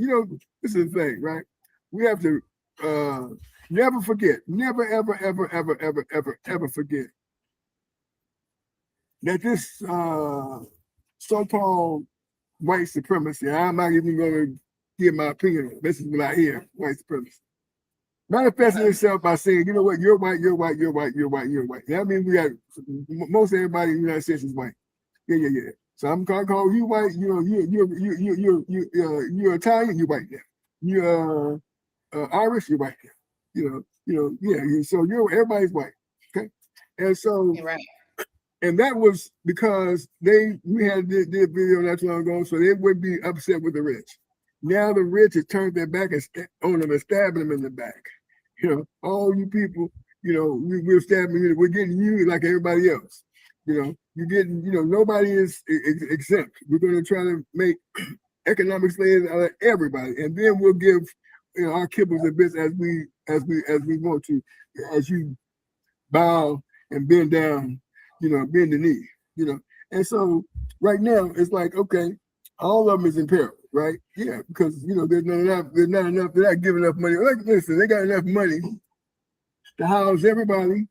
Nobody would have to worry about any economic problems, period. I mean, they won't have to worry about no gas prices, no food, no shelter, none of this stuff, right? Yeah, see, so they're going back to the whole, the old oligarch, being oligarchs, in other words, only a few people with money, saying that, you guys are going to do what we say because we're going to make slaves, economic slaves out of every last one of you. And we don't care what you look like. And as you bend the knee, bow down and bend the knee to us, then we'll give you the kibbles and bits necessary to make you happy. And that's basically, what this whole thing is about. But it's not going to work because it's going to be very hard for them to overturn the system of the people, right? What you mean? The system of the people. In other words, it's the people who elect these leaders in this country. It's the people who say this is what we want, and we're going to put people in place so that they can give us what we're asking, right? We can put the Congress people in place. We can put the Senate people in place. We can make sure that the president is in place. We're going to make sure they have the overseers, the DOJ, the Department of Justice, the Department of Defense. Now they changed it to the Department of War. Won't have all these clowns doing this, right? And they have a bunch of clowns in place right now, running amok, making a laughing stock of this country. Now, once this country's leadership starts to erode, and these other countries see the cheeks in the armor that overthrow the people of the United States, the people's going to start speaking. The people are going to say, now we're going to have problems with you, now we're going to have problems with these outside forces. We get bombed now. Right? You don't get no bombings in the United States. But what happens if they start bombing over here? What happens all of a sudden you see all these missiles coming in left and right? Oh, they're bombing Sacramento. They're bombing, you're gonna be happy. Yeah, you're gonna be happy about that. It's just Texas. Yeah. You're gonna be like, okay, no. We got this bomb just flew over the house the other day. That's when there's gonna be a awakening, right? You're gonna say, well, damn, it's too late then. If that's when it's gonna be an awakening. Well, it's on its way now. See, because they forget, right? Because listen, you can't expect a country on earth to be in power. No country's been in power forever. They've overthrown every major army that's been in existence. So this country has the strongest military right now. But now you got some cuckoo crazy dude, with all these bombs, and these bombs, it takes a lot to make these bombs, right? It takes lots of money, lots of time, and you have to have the materials for that. And he is basically it's like driving a car, right? You on empty, right? You're empty, right? You can either park your car, until you got enough money to fill her up, or run out of gas. And that's what this dude is doing. He ain't parking the car. He's gonna keep running the car until it runs out of gas. And once it runs out of gas, it's their turn. You see? And that's what this clown is doing. See? Yeah, you see, and they put him in office. They did. Okay? Yeah. Genocide. Yeah, see, and so this whole the understanding of this how this country got strong is now in the minds of people. It was people that look like Obama that was keeping this thing afloat all the time. We didn't know it. You think about it. You think about it. You know, yeah, you think about it. You think about it. You think about how this country was built, who built it. You think about it, right? You see, yeah. See, so this is the thing that I'm saying. The same ones that the ones that we're talking about getting shot. Police gonna come to their house to go shoot you. Same people. Same people. That's them. The same people that understand. That's yeah. Same.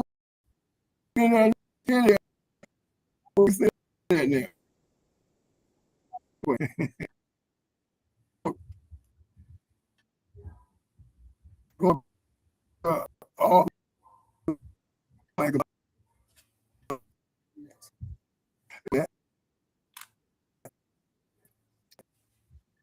See what? Every single war, black people go back to Africa. Yeah, they don't want to see that. That's what they don't want. Right? They don't want that. No, I don't care what they say. no. They don't want that. No, they don't want that.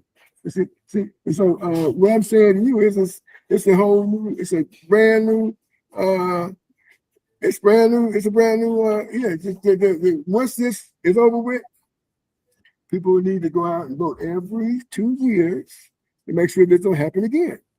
You need to go out there and vote every 2 years so this doesn't happen ever again. And that's what's going to happen. It'll happen again, whether we vote or not. What about, they say our vote don't even count. Whose vote is that? They say our vote don't even count. They say that. People. Well, who is ours? Who is our vote? American citizens that we're just voting to a system that's already designed and set up to do what it's going to do. No, that's not true. And the reason, okay. That's not true. So let me ask you a question. Okay, I'm gonna ask you a question. You got $1 close by? You got $1 close by? I do. Surprisingly, pick it up. I got an actual $1. Yeah, pick it up. Exactly. Yeah, you look at that. You look at that dollar real close from that. That side. The other side where you were looking at. Yeah, that side where you're looking at. You'll see all those symbols. Yes. A whole bunch of symbols on that, right? You never look at. You never pay attention with them symbols. Let me show it to the people, though. Let them see it. Okay. You can see it. Well, they can't really see it from that far away. You got to go real close to your camera. But the point is, yeah. But they can look at it. They can look at all those pyramids and all those birds and this. What's that bird? What kind of bird is that? What kind of bird is that? Don't matter. We need this information. Yeah. Can you see what kind of bird that is? Probably an eagle. That's an eagle. No, it's not. That'd be an eagle. Oh. Well, I can't see it. I just assume. It's not an eagle. It's not an eagle. What is it? So a lot of people. Let me tell you exactly what kind of. Let me ask Google. What? I thought you knew. Okay, let me see. What? I do know.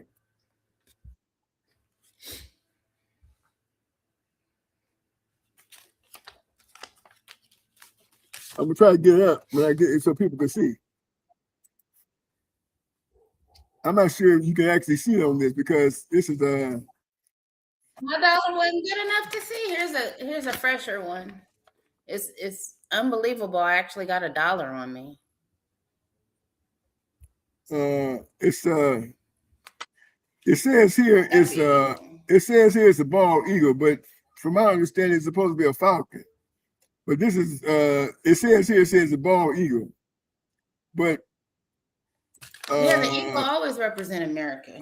Yeah, but it's my understanding is supposed to be a falcon of some sort. But I mean, I'll check that. But what was your point? You say that to say what though?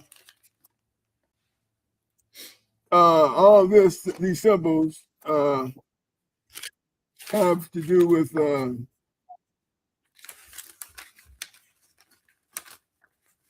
let me see. It has to do with some things that's the pyramid. You know where pyramids are? You know where pyramids are, right? I know it. You ever see a pyramid? Have you ever seen a No, pyramid in the United States? You ever see a pyramid? You don't see any pyramids and say there might be a pyramid somewhere, but yeah. But where have you seen a pyramid in the United no. States? I seen a pyramid with my own eyes. You hear me? Okay, say that one more time. I kind of breaking up. What did you say? Repeat that, please. I saw Hello? a pyramid with my own eyes in the United States. You can't hear me? There you go. Exactly. I hope it's on your I side can't and hear not you now. I mine. hear you perfect. No, I can hear you. I can hear you now perfectly. Yeah. Can you hear me? Okay. I saw a pyramid in California, not just in the United States. I saw a pyramid in California. Okay, all right. Yeah, well, I heard something about that also. Right. But there are I seen it. pyramids. Okay, I'm not saying that you didn't see it. I'm not saying where was that where was it in California? Okay. There's a building not too far from here that looks sort of like a pyramid on the other side of the river in West Sacramento. No. It looks sort of like a pyramid. That's a pyramid. No, you're talking about that that building. I'm talking about Yeah. So what's fake about what's fake and what's real about a pyramid? My mute isn't coming on? Huh? Are you saying the mute is coming on? Your connection is kind of going in and out. I hope it's on your side, not on my side. Right. Well, I got several bars on this video. I mean, this is very strong. You asked.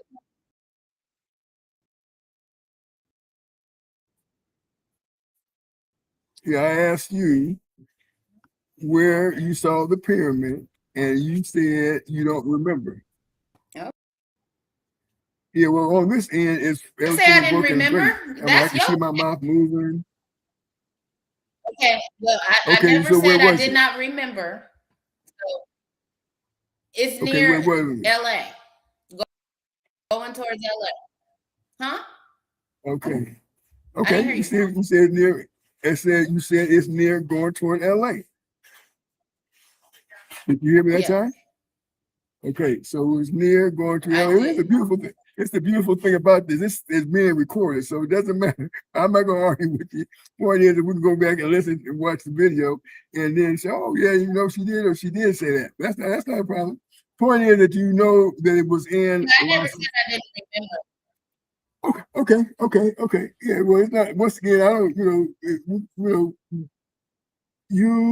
It's not important whether the point is that it was it's in California. Yes. But what was your point to asking that? You brought it up for a reason. I probably have to find out where the pyramid was at.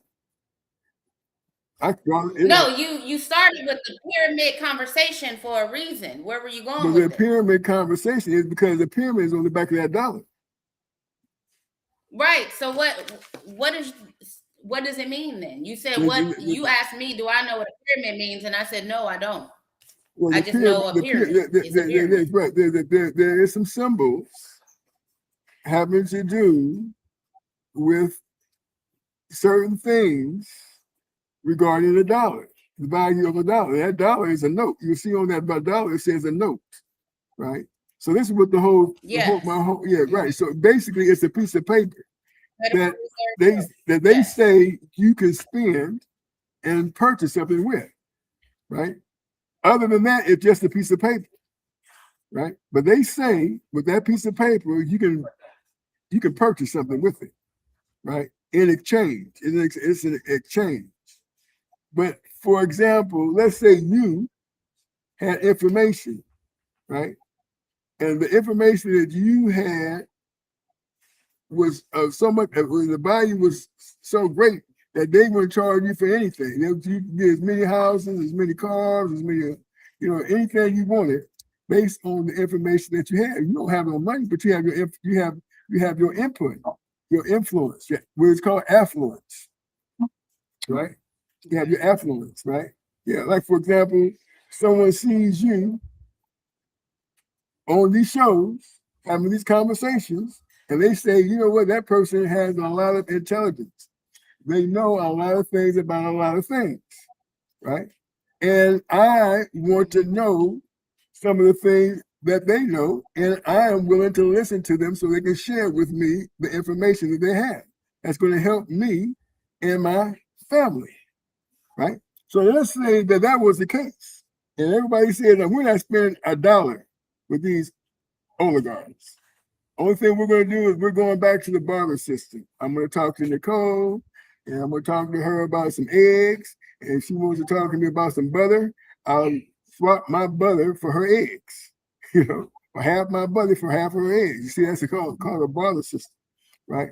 Yeah, see, and so see, and so the people can run this country if they decide, you know what, we're going to unite together. You know, yeah, we're gonna unite together. Can I just stop you right there? You can stop me anytime you get ready. Yeah, of course, why not? I wouldn't hold my breath waiting for the people. Okay, I wouldn't do it. I wouldn't do it. And I said that it's gonna happen again, meaning whatever's going on in America is gonna happen again because it's been going on since the beginning of time. None of this shit changes. It's the same playbook over and over and over again. And the people, you know, we, the people, are not smart enough or willing enough to make ourselves uncomfortable enough to not spend this dollar that I'm about to spend. As soon as we get off of this podcast, I'm going to the store and I'm doing something with these $3 that I got. Okay. So I'm not waiting on the people. I'm the people, so I know how we operate, okay? I know how we operate. Okay. Now, let me ask you about the pyramids. Have you ever seen a pyramid? No. You should go see that one in LA, which they say is, if you look it up, they'll say it was engineered in, I think they said like the 1960s or something. It was made by some engineers just because they had time, and I guess, to carve out a whole pyramid in the side of a mountain. I don't believe that. I believe, because I just seen this pyramid 2 years ago and it blew my mind because as far as I knew, pyramids were in Egypt. Pyramids were somewhere that I've never ever been. And then I look, and there in the side of a mountain is a pyramid, like something that you would see in history books in Egypt or something like that. So that tells me pyramids ain't just where they told us it was. Pyramids are probably everywhere, or we're not where they say we are. Whatever. We don't know. We don't know. All we know is what we're told, and that's the fucked up part. We don't know nothing but what we're told. So, I don't know. That's my little rant about that. Okay. All right. Wait. Here's one. I hear you.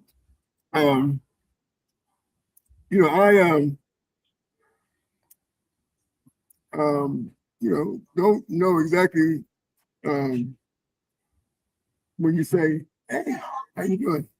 Yeah, I'm looking at this picture right here, right? And this picture looks like it might be the pyramid that you're talking about, but I don't know.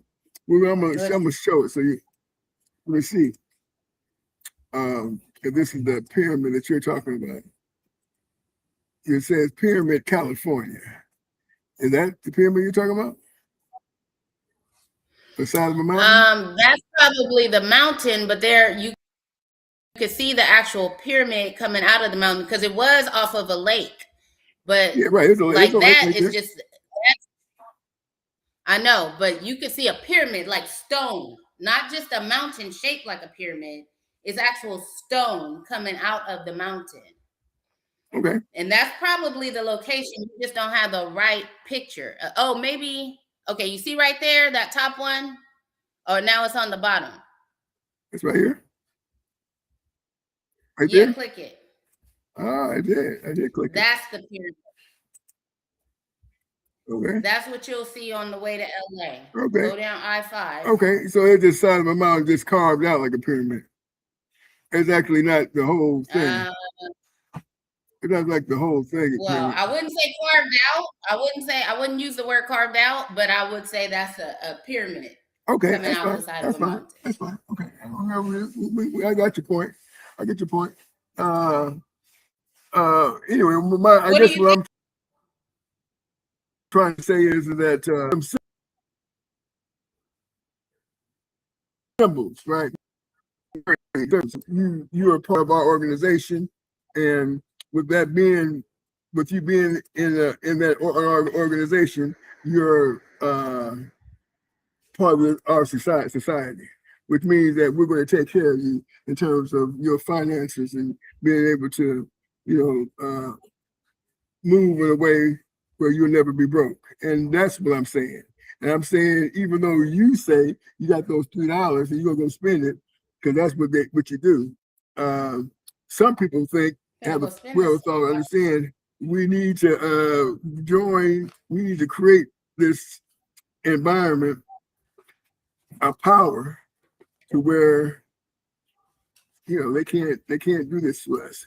Anyway, that's another story. My point is that I agree with that. okay, well, that's fine. Well, that's good. I mean, your opinion is you vote your opinion, based on what you think and how you feel about certain things.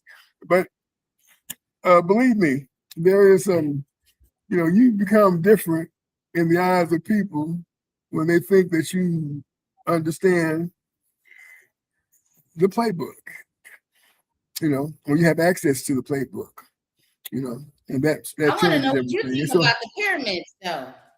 You brought up the pyramids, and I know you brought it up because it's on this dollar, but I want to know what you think about a pyramid being in California. Well, I don't know anything about California pyramid. I just never found out about it from you. Okay, so from my knowledge, I didn't know that much about it. You have no thoughts? To me, it's a carving of a pyramid on the side of a mountain. I don't consider that a pyramid, although it does have a carving of a mountain. You literally think somebody carved that out? Carved out stone? Yes, I do. Yeah, I do. That's what they do with pyramids. They carve out stone. Okay, so let me ask you this. Okay, so you're saying all pyramids have been carved out, are made, right? Built, all pyramids, right? So even the ones in Egypt, the ones that we read about in history books. But you don't think that one was the same as the ones that we read about in Egypt or in the history books? Well, it could have been started out like that. Excuse me. There could have been the intent for it to be like that. But they didn't finish it, right? Because what happens is on the pyramid, these pyramids, I got people, waving at me and talking to me, so I'm waving at them. But the pyramid, the Egyptian pyramids were designed in a way where they can, and they did a study on this with Tesla, where they got electricity. Remember, we talked about electricity being free. It's in the air, it's the airborne, and you can harness it and you can use it. It's free, but they put it in cables and they pay us, and they make us pay for us using their cables with this electricity. It's part of how we do things. So okay, so you're saying that's the point of the pyramids, that is some sort of power. The pyramids in Egypt. And you do you think the pyramid in California is the same type of pyramid or no? No, I think they just started to carve out a pyramid. They may not have finished it because it obviously takes a lot to finish to do these pyramids. So you think it's a fake? You think it's like that building in California? I mean, in Sacramento. Well, when you say fake, means when we look at when we talk about the purposes of a pyramid, then you have to distinguish what would be the purpose of a pyramid. What would be the purpose of a pyramid? In other words, there's a reason why they have pyramids. And over there in Egypt, it was discovered that they used the pyramid as energy, to harness energy, right? Harness energy from the environment, and they, Tesla, did. That's why Elon Musk called his company. I'm not sure if Elon Musk actually didn't start Tesla. He just bought into Tesla, and became the CEO of Tesla. But the company was before he, he wasn't the founder of it. So, but Tesla, the man Tesla, was a person who understood that there was energies, this all around, that could light up light bulbs and all that. And he took it to J.P. Morgan, and J.P. Morgan said, "I'm not doing this because I need to make money. I can't make money giving away energy for free. Telling people how to get energy for free." So that's why you keep running down, people say, we're spending money on electricity. People do that, plug in, and pay us this money for your electricity. It's free to us, but we're gonna charge you for it. And we're gonna put it in everybody's house. Pyramids in Egypt, you think the pyramids in Egypt provide that type of power, but you don't think that pyramid in California is the same type of pyramid? No, it's not. It's not. It's just just carved. When I see it's because a carving from the side of a mountain, and they may have had a thought of doing that. How do you know the mountain just didn't cover the other side? I don't know that. I don't know that. How do you know that pyramid don't harness the same energy that the pyramid in Egypt? Pyramids in Egypt. Well, it makes sense. It makes sense that it's close to water. That part I will give you. That it's close to water, which means that there's maybe some form of some energy that they're going to, try and produce with it being so close to that water. Try and produce. Because we know there's a static. Yes, try and produce. You act like this pyramid just popped up there a year ago or something, 2 years ago. That pyramid has probably been there for hundreds. Well, I don't really know. I have no idea. Me either. I'm just thinking. Well, I'm just going by what I'm just going by what you're saying. There's one thing about you that I like. This is what I like about you. You'll say some things you might not know anything about it, but you will talk about it. You see, which is fine. See. So what I'm saying to you is that what I'm saying to you is that you're asking a question, for the answer. For me, I give you the answer, which is fine. I don't mind doing that. So I don't mind doing that. And so, but what I'm saying to you is that when we put things in perspective, it probably had the intent of producing some type of energy because it's close to the water. That's what I'm saying, because it's so close to that water. It's close to that lake. Now, what the thought process was, how they were going to do it, I have no idea. But I do know that there's electricity. You wasn't asking that? I wasn't asking how. Okay, I wasn't asking you how they were going to do it.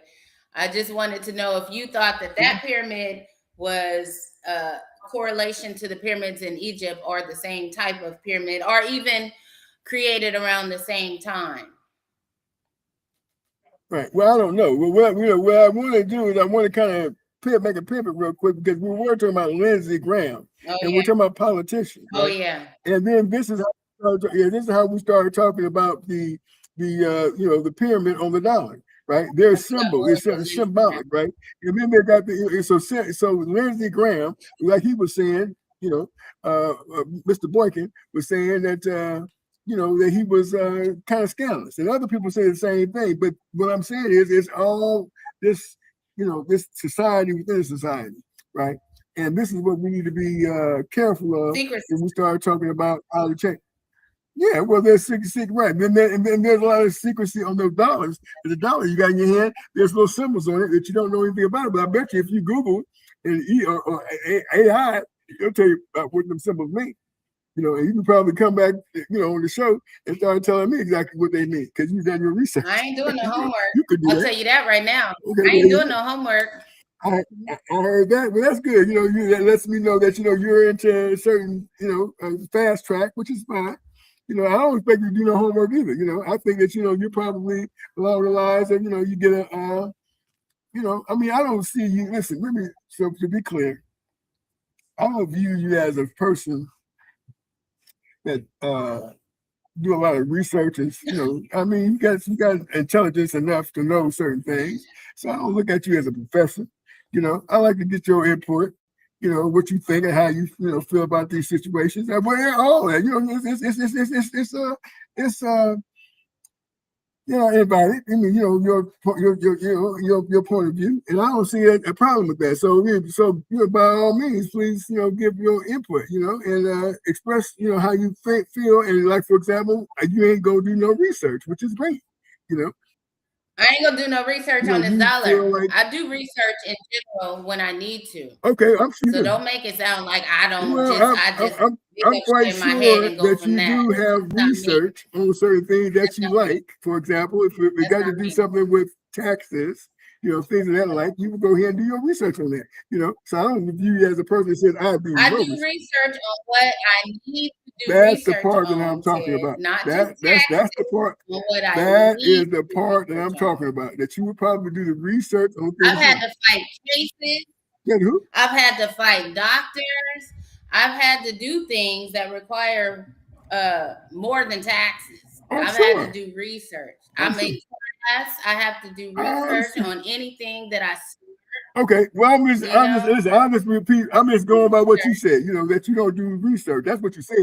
No, you're not. You made that up. Okay, well, we got. No, you're not going by what I said. We got the tape. We got the tape. That's the beautiful thing about this thing. It's being recorded. I said I'm not doing no homework on no dollar. That's what I said. We don't need the tape. Okay. Okay. So you don't do that. There you go. Well, you know what? That sounds like you said that too. Okay. That you're gonna do no homework on the dollar. But I think I might have said research. But you know, you might have said homework. But I think I said research. But anyway, the point is that. Right. I said homework. Okay. You did say research. Okay. I said homework. Okay. All right. But I'll make you a deal. If you do some homework on pyramids, I'll do some homework on the dollar. I already did some work. So I already did some homework on pyramids. Okay. That's why I'm telling you about Tesla. Yeah, that's what I'm telling you about Tesla. Okay.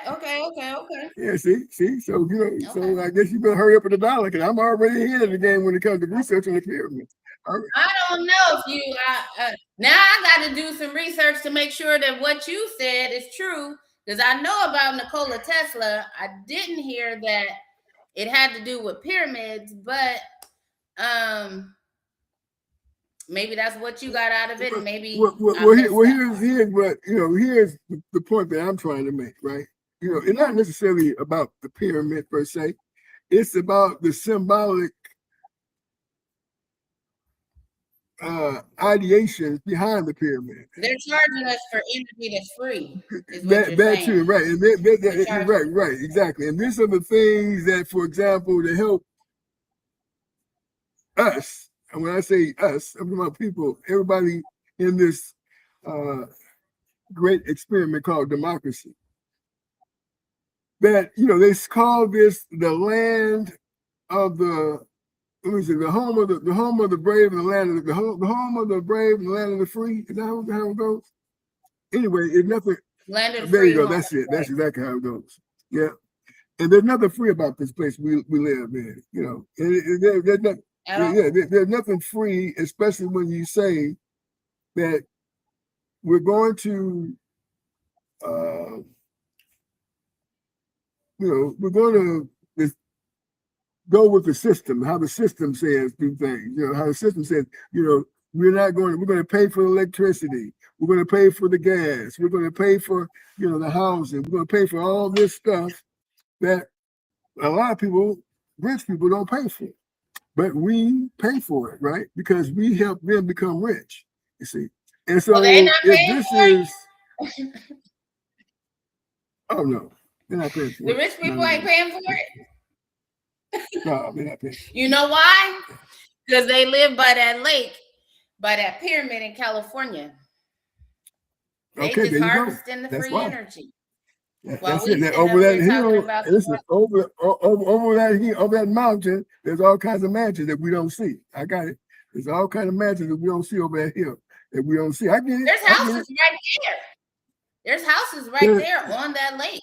People who are Okay. on that lake. Okay. And Okay. they don't have to be that close to, Okay. if it's harvested energy, and maybe Okay. they can be hundreds of miles away. They just have to tap in. They just know how to tap in, and we don't. If you say the rich have this,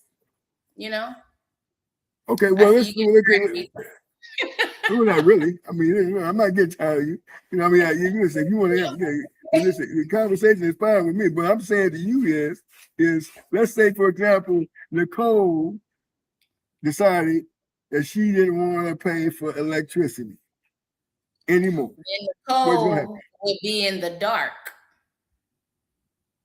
Nicole would be in the dark. You see? Yeah, you see? And I'm glad you said that. Not me. Okay. I'm glad you said that, not me. Okay. Because me, if I didn't pay for electricity, all the lights would be on. All the lights is gonna be on? Yeah, all the lights gonna be on, yeah. All the lights Okay. gonna be on. All the lights gonna be on. Yeah, see, I don't pay for no electricity, all the lights still gonna be on. Right. Yeah, see. All my lights gonna be on. Yeah, see, all the lights gonna be on. And yeah, see, because I've taken a lifetime figuring out how to bypass all this stuff that's free that I'm being charged for. Yeah, exactly. Yeah, see, how to bypass all this stuff that is for free that I'm being charged for. Yeah, see, that's what I spend time figuring out, right? How to do these things, right? And so, like, for example, I don't have a car. If I have a car, I have to have some tools. See, most people get a car, that's fine, they get a car, but I don't buy a car without having tools. Because I have to fix it when it breaks. See? Okay. Because I'll fix it for free, as opposed to taking it to somebody who's going to fix it and charge for me, right? Mm-hmm. See. So I'm a person that needs to have tools to be able to work this system of freedom. Okay, I need to have tools. I need to have tools to make it work. Otherwise, I gotta be like everybody else. That's fine. I'll be like everybody else, paying for stuff. Right? Yeah. I gotta go in my pocket. I gotta pay this person, that person, this person, that person for stuff that I know that I can produce for free. And so that's what. Oh yeah, you gotta like give me a little tour of the house. I see. Okay, it got rooms. You got rooms going through there. Huh? Yeah, that's the room. Yeah, Here's the living room. We got an upstairs. All right. Ivy's upstairs. How's she doing? Yeah. Okay. Good. Yeah. See, so that's what I'm saying. You see, so when you, like, for example, a person says, well, like you go to rent you a house, and you in that house, and they tell you that house that you are renting is $2,000 a month, right? Yeah. And you say you're gonna move into the house, and you're gonna spend $2,000 a month, right? If you want to live there, right? Yep. Yeah, that's what you're gonna do. Well, see, I try and figure out how to get past all that. Yeah, I work on trying to bypass the $2,000 a month, the $1,000 a month, the $500 a month. And that's what I do. Yeah. Well, you need to tell us, the rest of us, how to do that. Well, yeah. Well, that's what we'll do in the next upcoming shows, because this one right here, we're about we're about ready to shut it down. But I will definitely. Well, let me give you an example real quick. I got 20 minutes. I can spend on a situation, right? Right. Like, for example, you spend. Okay, here's something that I think you can relate to, because this is what you do. you help people create businesses for accounting. Correct? That's what you do, right? Mm-hmm. You're right. Yeah. See. You can say that. So you will obviously what you would do, because we don't went past the Lindsey Graham, we didn't talk about Lindsey Graham, now we're on something else. This show is called Advertising and Marketing. Business. We're in the business section. So everybody watching this, we're on the business now. This is what we're talking about now. We're no longer talking about Lindsey Graham. We're talking about business now. So yeah, we extended the program to go ahead and talk about business, which is fine because this sponsor is Advertise My Name, and basically advertising and marketing. And so this is what we're going to be talking about now. So and here it is here, advertising and marketing. So, this right here is, for example, says make money while you sleep, right? So it says make money while you sleep. So if you, for example, you decide you do taxes, right? You do taxes, and you're gonna help people get in business to do taxes, right? Yeah, help people start their tax business. Yeah. You're right. You help people start their tax business, right? So when you teach people to do taxes, do you teach them how to do everything that you can do? No. Okay. I would for an additional fee, but I provide them the tools to do. They should already know how to do taxes coming to me. Right. Or they can learn basics, but not everything that I can do now. Okay. All right. So let's say you decide that you were going to specialize in setting up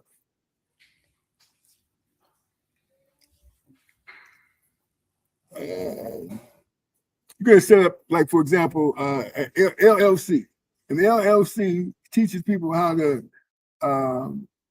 I can't recall the name right now, but it'll come to me as I keep speaking. How to set up things, for example, how to hide all your businesses, all your assets, right? You teach people how to hide all their assets. In other words, I don't want people to know about my 50 houses, so I set it up to where, it's what is it called now? It's it's at the tip of my tongue. Right. But anyway, it's set up where all my assets are hid. That's a trust, right? You're talking about a trust. Trust. There you go. Trust. A trust. Yeah, right. A trust. Right. A trust. Yeah. So you set up trust, right? Your whole thing is setting up trust, right? And people pay you. Okay. And you got about 1,000 people. About 1,000 people paying you $30 a month to set up, to make sure that they trust is set up and running. Every year it's set up and running. All year long it's set up and running, right? You got 1,000 people. They don't know how to set it up, but you know how to set it up, and you set it up, and they pay you every single month $30. Yeah, it's still there, but every single month $30 they pay because in case you need to go in there and take care of some other stuff. You got 1,000 people. That's $365,000 a month. You see, those are the things that I do, right? But you know what I do before I do that? I do shows like this so people can trust me. They know who I am. They know what I'm talking about. They know that I have a certain level of intelligence on what to do and how to do it. They trust me. They trust that what I do is going to happen. And that's what these shows I do for you. I'm not doing these shows just because I like getting on the talking. I do shows where people can hear me talk and believe that I know what I'm talking about and trust that what I say is going to work. Yeah, see. Okay. And that's what I do. Yeah, see, that's what I do. Now, in a couple of months, I'm gonna have so much money. I'm not King New Street Peanut. I'm Ted King. Okay. So I'm telling you what's real. It's not no delusional type stuff. I've been working on this for 7 years, really it's been over almost 8 years. But it's been going on for 5 years or 6 years, almost 6 years since this, but it's been going on longer. It's been going like 8 years. So let's go say 8 years. What? To where I was Well, okay, I do certain things. I set certain things up to get paid on it, right? No, It might look a certain kind of way, but it takes a while to set things up, to get things put in place to where people say, yeah, this guy right here, I want to do business with him. I got people right now talking, that would like to do business with me now, but we're adversaries right now. We're adversaries. We're not on the same team, right? Yeah, we're fighting. We're on the opposite side, right? We're on the opposite side. We're on the opposite side. You see, but they're getting paid, to be on the opposite side. My payday is coming in about 3 or 4 months. In 3 or 4 months, I'll be looking, I'll still be doing these shows, but I'll be talking about what I'm talking about now. How to plant and grow large streams of income. That's what I'll be talking about. How to plant and grow large streams of income. Because when people say, well, how you doing? Well, look, my car is right there. My house is over here. Doing fine. But it's not about me, it's about you. You see? It's about you, it's not about me. See? So I mean, that's how the setup goes. See, because a lot of people think, I don't know, I got family members think I ain't doing too good. They think, because they see me walking around with dogs and, oh, you ain't doing too good. I'm like, okay. But if they think it's cool.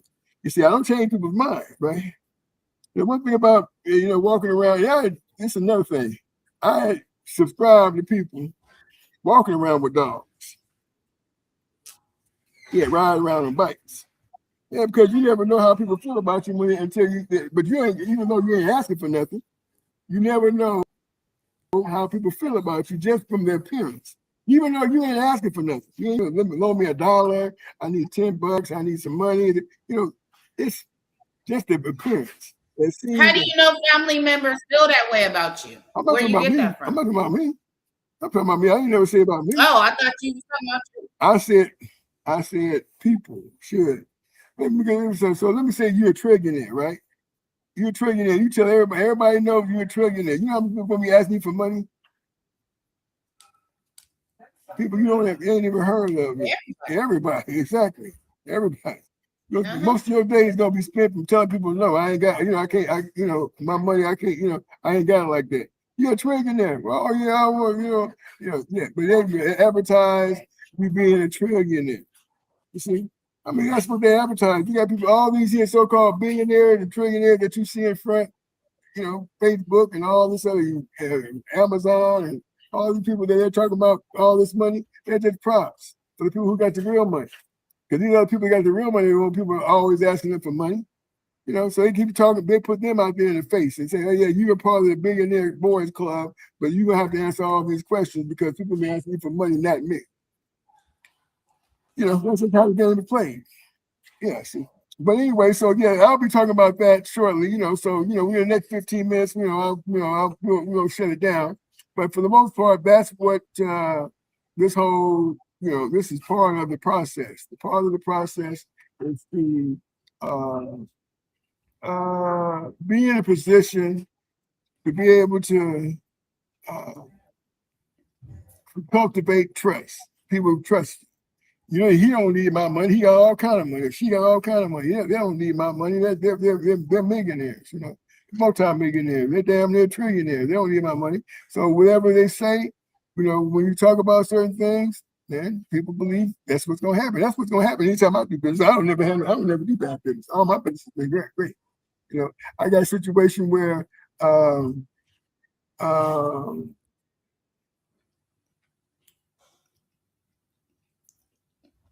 went to school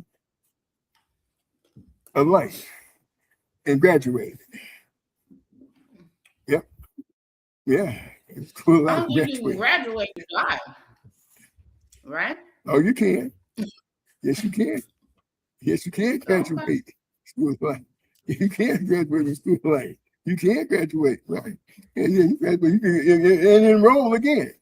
Yeah, you can graduate and enroll again. Okay. So it's just like, it just depends on what you decide to do. How you decide to do. When I graduate, I ain't enrolling again. Well, there you go. That's what you do. When you decide to graduate, then you but you about to go and take them $3 and take it to the store and spend them. I mean, that's what you said. Take them $3, go to the store and spend that money. So I mean, that's what you're gonna do. But if you like everybody else, every time you spend $1, you lose $1. Every time you lose $1, you start sweating about the dollars you don't got when you ain't got it. That's what people do, right? Correct? Yeah, that's exactly what they do. Then they start stressing behind the money that they don't have. Yeah, see, exactly. See, like for example, I'll give you a good example. You and your daughter decide to buy a mobile home. I'm gonna say this is hypothetical, right? This is hypothetical. And in the mobile home, you decide, you know what, we're gonna spend 6 months together. It ain't gonna be cool, but for 6 months, we'll be able to save in 6 months. If it's $3,000 a month rent, right? If it's $3,000 a month rent, you're gonna be able to spend. You're gonna be able to save $18,000. $18,000, right? I think that's what it is. 18,000. You able to save $18,000, right? For 6 months. $18,000. That that money you can take that money and put it in the bank, right? And spend another 6 months together, right? But in the 6 months, in the next month, you borrow off of that money, right? That 16,000. You just borrow. You don't touch it. You just borrow off. So you can create using their own money. Another 6 months go by. Now you got another $16,000, which is $32,000. Okay, you got $32,000. And what we're gonna do is we're gonna buy some property. You buy some property. You don't buy a house, buy some property, and you erect the house on top of it. Now you got equity. You got instant equity, and you borrow using that equity off of that thing. Now you being a tax person, you decide, well, you know what I'm gonna do? I'm gonna go ahead and we're gonna take a certain amount of dollars and put it in some stock, some hot stock. Let's see that Elon Musk stock, which is the X stock, right? So you take 10,000, you put it in that stock. Is it X? Yeah, Elon Musk, and then the X stock that he's trying to sell. Twitter? Oh, X, yeah. Yeah. So you know that's just to get the money in because they're gonna draw the money out. Yeah. So you put in $10,000, and if you make 10,000, you take your $10,000 out. Your other 10,000 is still in there, right? And if it goes up to 20,000, you keep that money in there. If it goes up to 30,000, you keep that money in there. And then if it goes you up talking to about 50, SpaceX? SpaceX, right? Can I interrupt? Absolutely, sure you can. Go ahead. So soon SpaceX went public, I put $100 in there. Okay. And I ain't done nothing but loss. It keep dropping every single day. Right. Dropping. Right. You know why?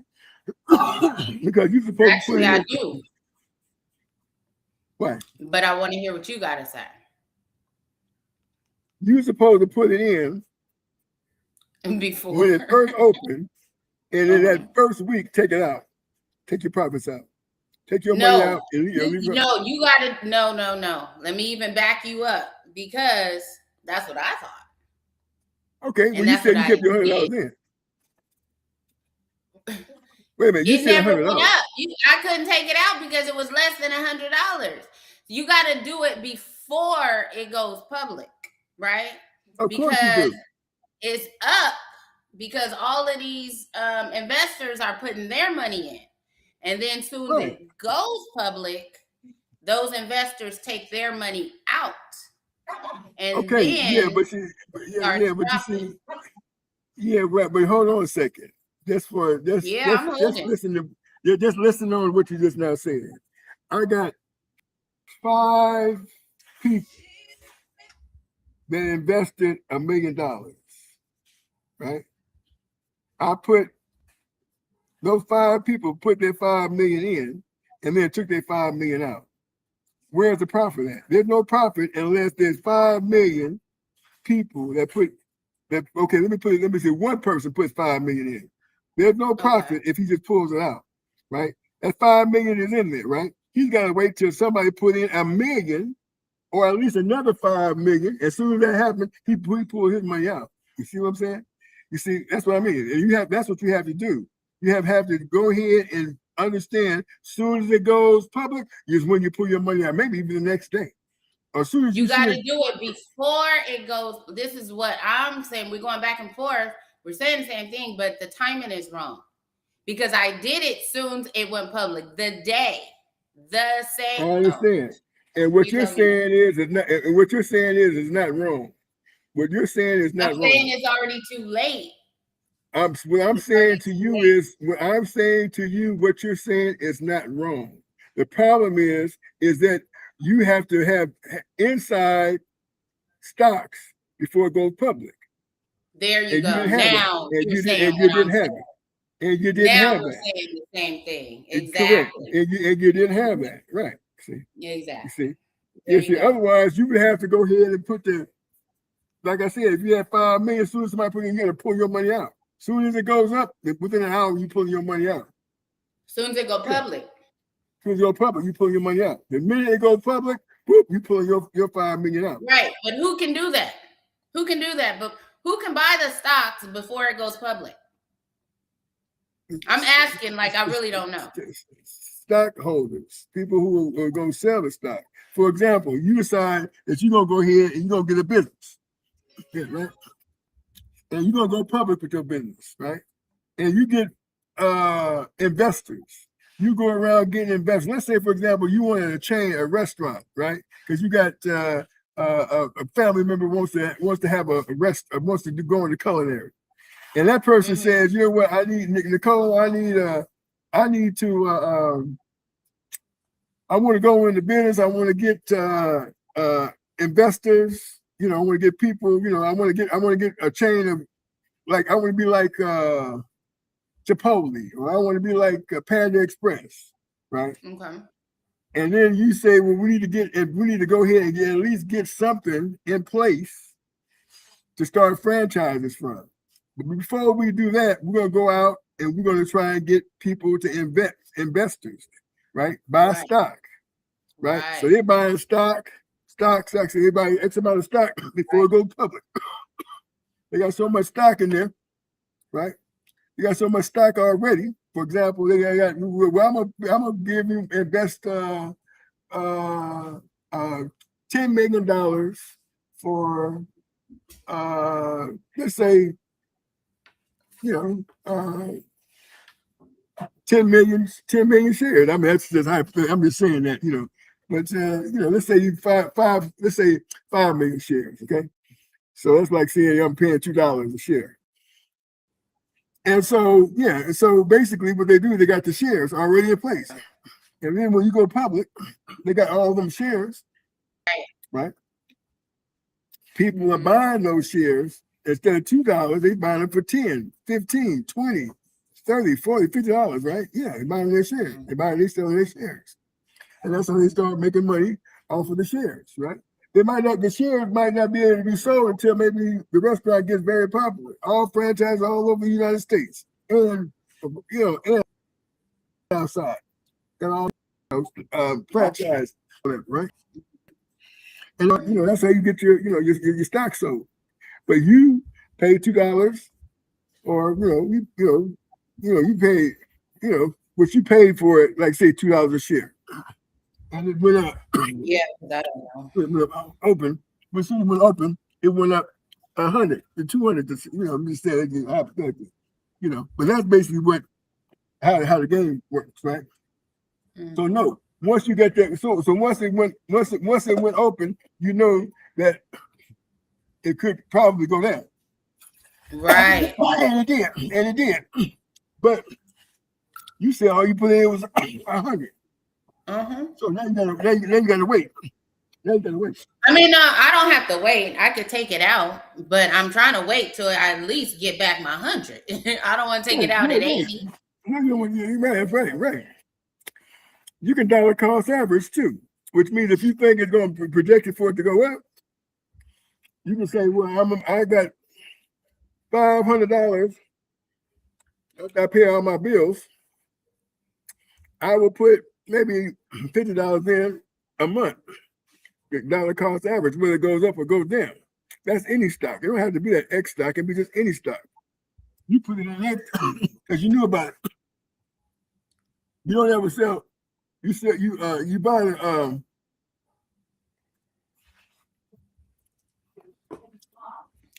how's it go? You buy the rumor, sell them. Buy the rumor or sell them. But how's it go? I'll tell you in a second.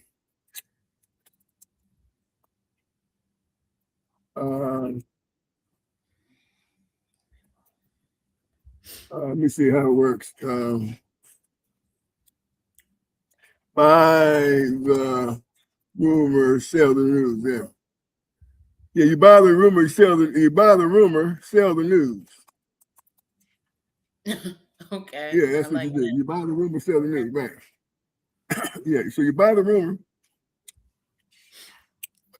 and you sell the news, right? So in other words, you buy the rumor, like we're gonna sell some stocks. We're selling stocks. We got Tesla selling stock. You buy, that's when you start buying the rumor, and then so the stock just hit, and that's when you sell. Yeah, the news it came out. Yeah, that's how it works. You buy the rumor, sell the news. Yeah, see, so yeah, so that's how you just have to know the game, and once you learn the game, you got action. Yeah, see, so but you got to the only thing you got to do now is you just got to find some stock where you get your $100 back, and they're gonna charge you for getting your money back. So you're gonna lose if you're looking for the 100. You're gonna lose money if it goes up back to $100. You got to make more than $100. They don't charge you for the exactly. They charge you for the commission. For selling it?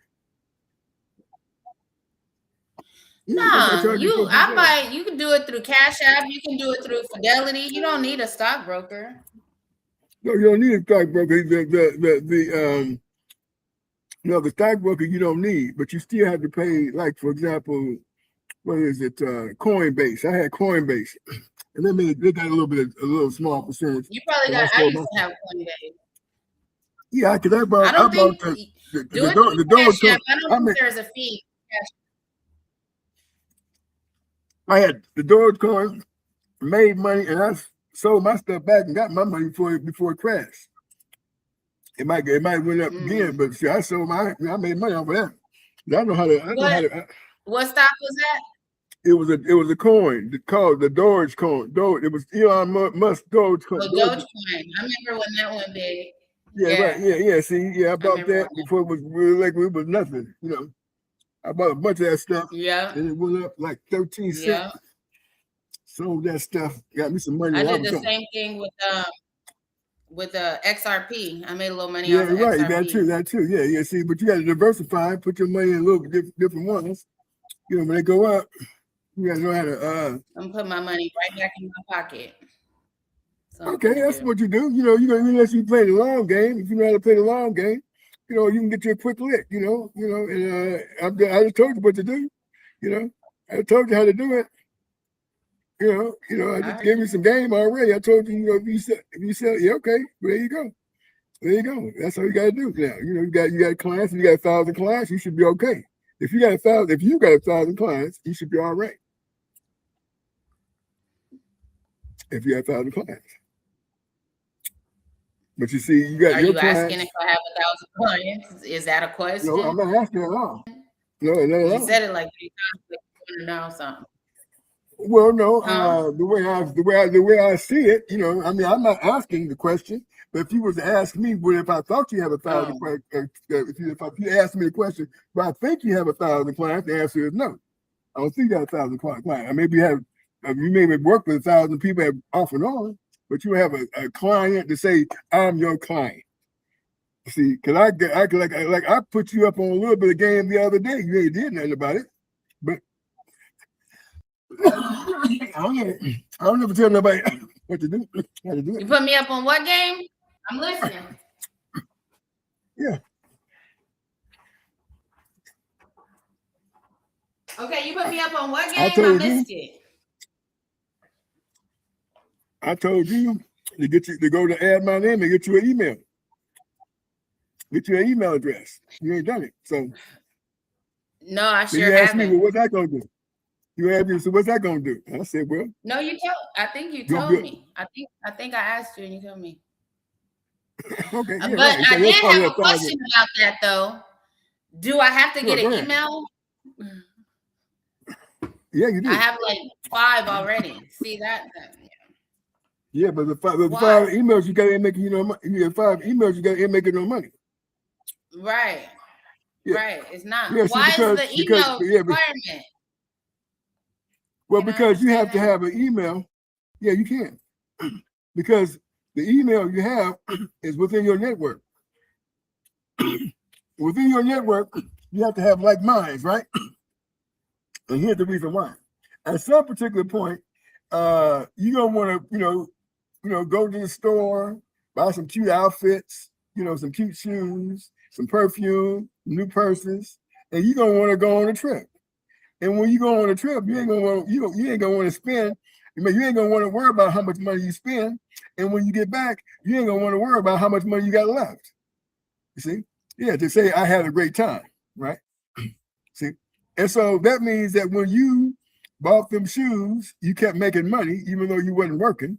And when you went on your trip, you kept making money, even though you wasn't working. And when you came home and rested, you made money, even though you wasn't, you just got home. See? Yeah, because your network kept feeding you while you was away, doing what you do. And that's what you have to do. You have to create a network. And that's what that does, help you create a network. And if that makes sense to you, you're going to go ahead and get that email, because the email says, if I promote my business, I'm going to either through the barter system get promoted, or I'm going to get some money, for promoting my business to somebody else's, Yeah, my network, I mean, it's see, I can't tell everything. I just tell people the little small part. And you know what the small part they want to hear? The free part, where it ain't gonna cost them no money. It ain't gonna cost you no money to get it free. It's simple, that's free, right? But the email is gonna be what's gonna take to link you to the rest of your people. Yep, and then so that's how it's gonna work. Let's say, real simple. You get 10 class this week. I got something. I got all this here powder stuck in my throat. Yeah, cause I use that. Yeah, well, I got that. Well, no, what I got. What I got is I take this beetroot powder and this ginger powder, because it cleans out it cleans out all your parasites. So that's all. I'm in great shape. I got forever. But what I'm saying is that so what it does is it connects you to your network, and that's what that pyramid stuff behind that dollar is about. Yeah, see, but you ain't got no network, see. But those people with all that money got one. They got all them pyramids that we connected to. We had this connection, and that's what that pyramid was about. See, yeah, see. Yeah, see, and that's what it's all about. See, and so they know what it means. You don't. You ain't part of that network, otherwise you wouldn't have. I know you ain't part of that network because you don't know what the hell I'm doing. See? And that's the difference. See, so when you understand certain things, how certain things work, you understand, okay, we can get out of this. We can get out of this. We ain't gotta be, we can get out of it. We can slowly creep to the top. And now is the time. This is the best time for it to happen. This is the very best time for it to happen. There's been, you've heard of things like, this is, we hear people talk about wealth creation.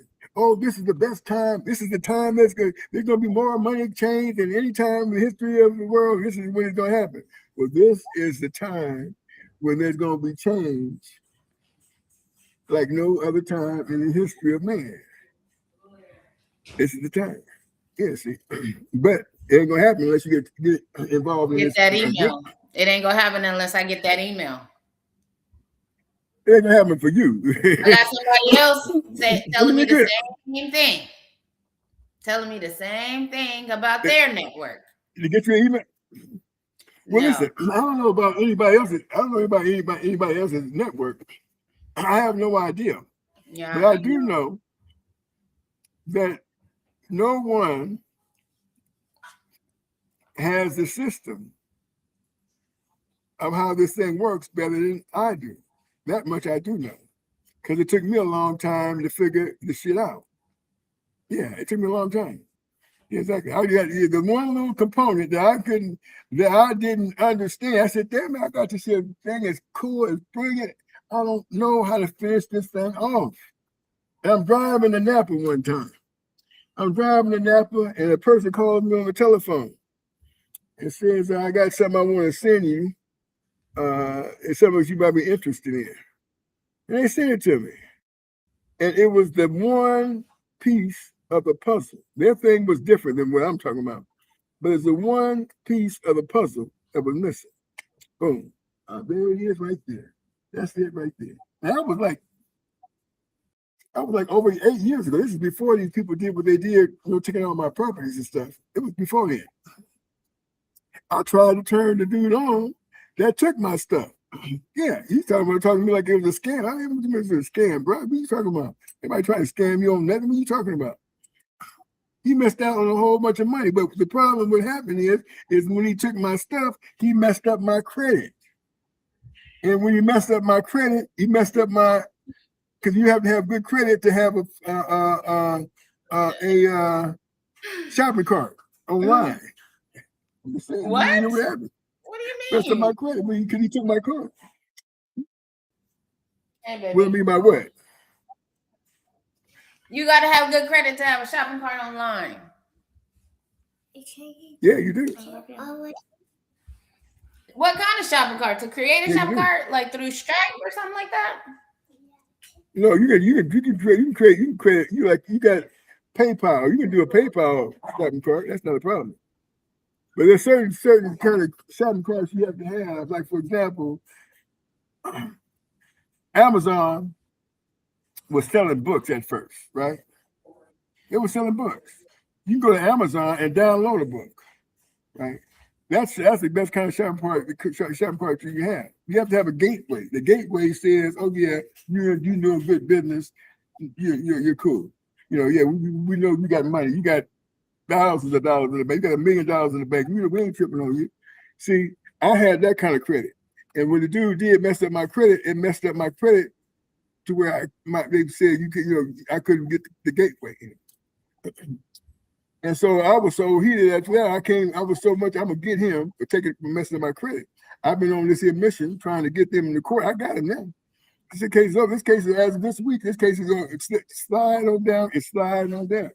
It's sliding on down. So all that I'm talking about is going to be in place. Now I've been trying to put people in place so they can go ahead and get their networks together. And I'm talking family members first, because I figured, you know what? Yeah, I don't want nobody asking me for a whole bunch of money. I got people ain't asking me for nothing right now. I don't want to keep it that way. And so to help do that, they got to help them empower themselves. And so, I tell them, you ain't got to do it, because I'm about to go on a trip for about 4 or 5 months, to a lot of countries, and I ain't gonna worry about nothing when I leave and when I get back. Everything's gonna be cool. If I put in the work, I put the work in. I'm gonna still do the podcast every Sunday, the same like normal. There ain't nothing gonna change, but everything is in place already. It's all good. It ain't nothing that ain't gonna happen. It's gonna happen. I say it's gonna happen. It's going down like I say. Okay. See no time. Ain't nothing wrong with me up here. Okay. I ain't play no football. Okay. You know what I mean? No, I ain't play no football. You ain't got to remember that because it ain't never happened. Okay. I ain't never played football. I ain't never played no professional football. High school football, but I ain't never played no professional. No professional. Well, you did get pushed off the second story floor, right? That did happen. That did happen. Yep. Got said So that off the might second floor building. They sure did. Oh no. Okay. Nope. Nope. I didn't affect me either. Everything is cool. You know, but what happened is it takes you a long time. If you don't have a mentor, it takes you a long time to learn how to play the game. Yeah. Yeah, if you ain't got to be, if it's trial and error, it's gonna take you a little while to figure out, even if you're a brilliant mind. You're like, how was they able to get me in jail behind this? And it all started with that Lori and Georgia stuff.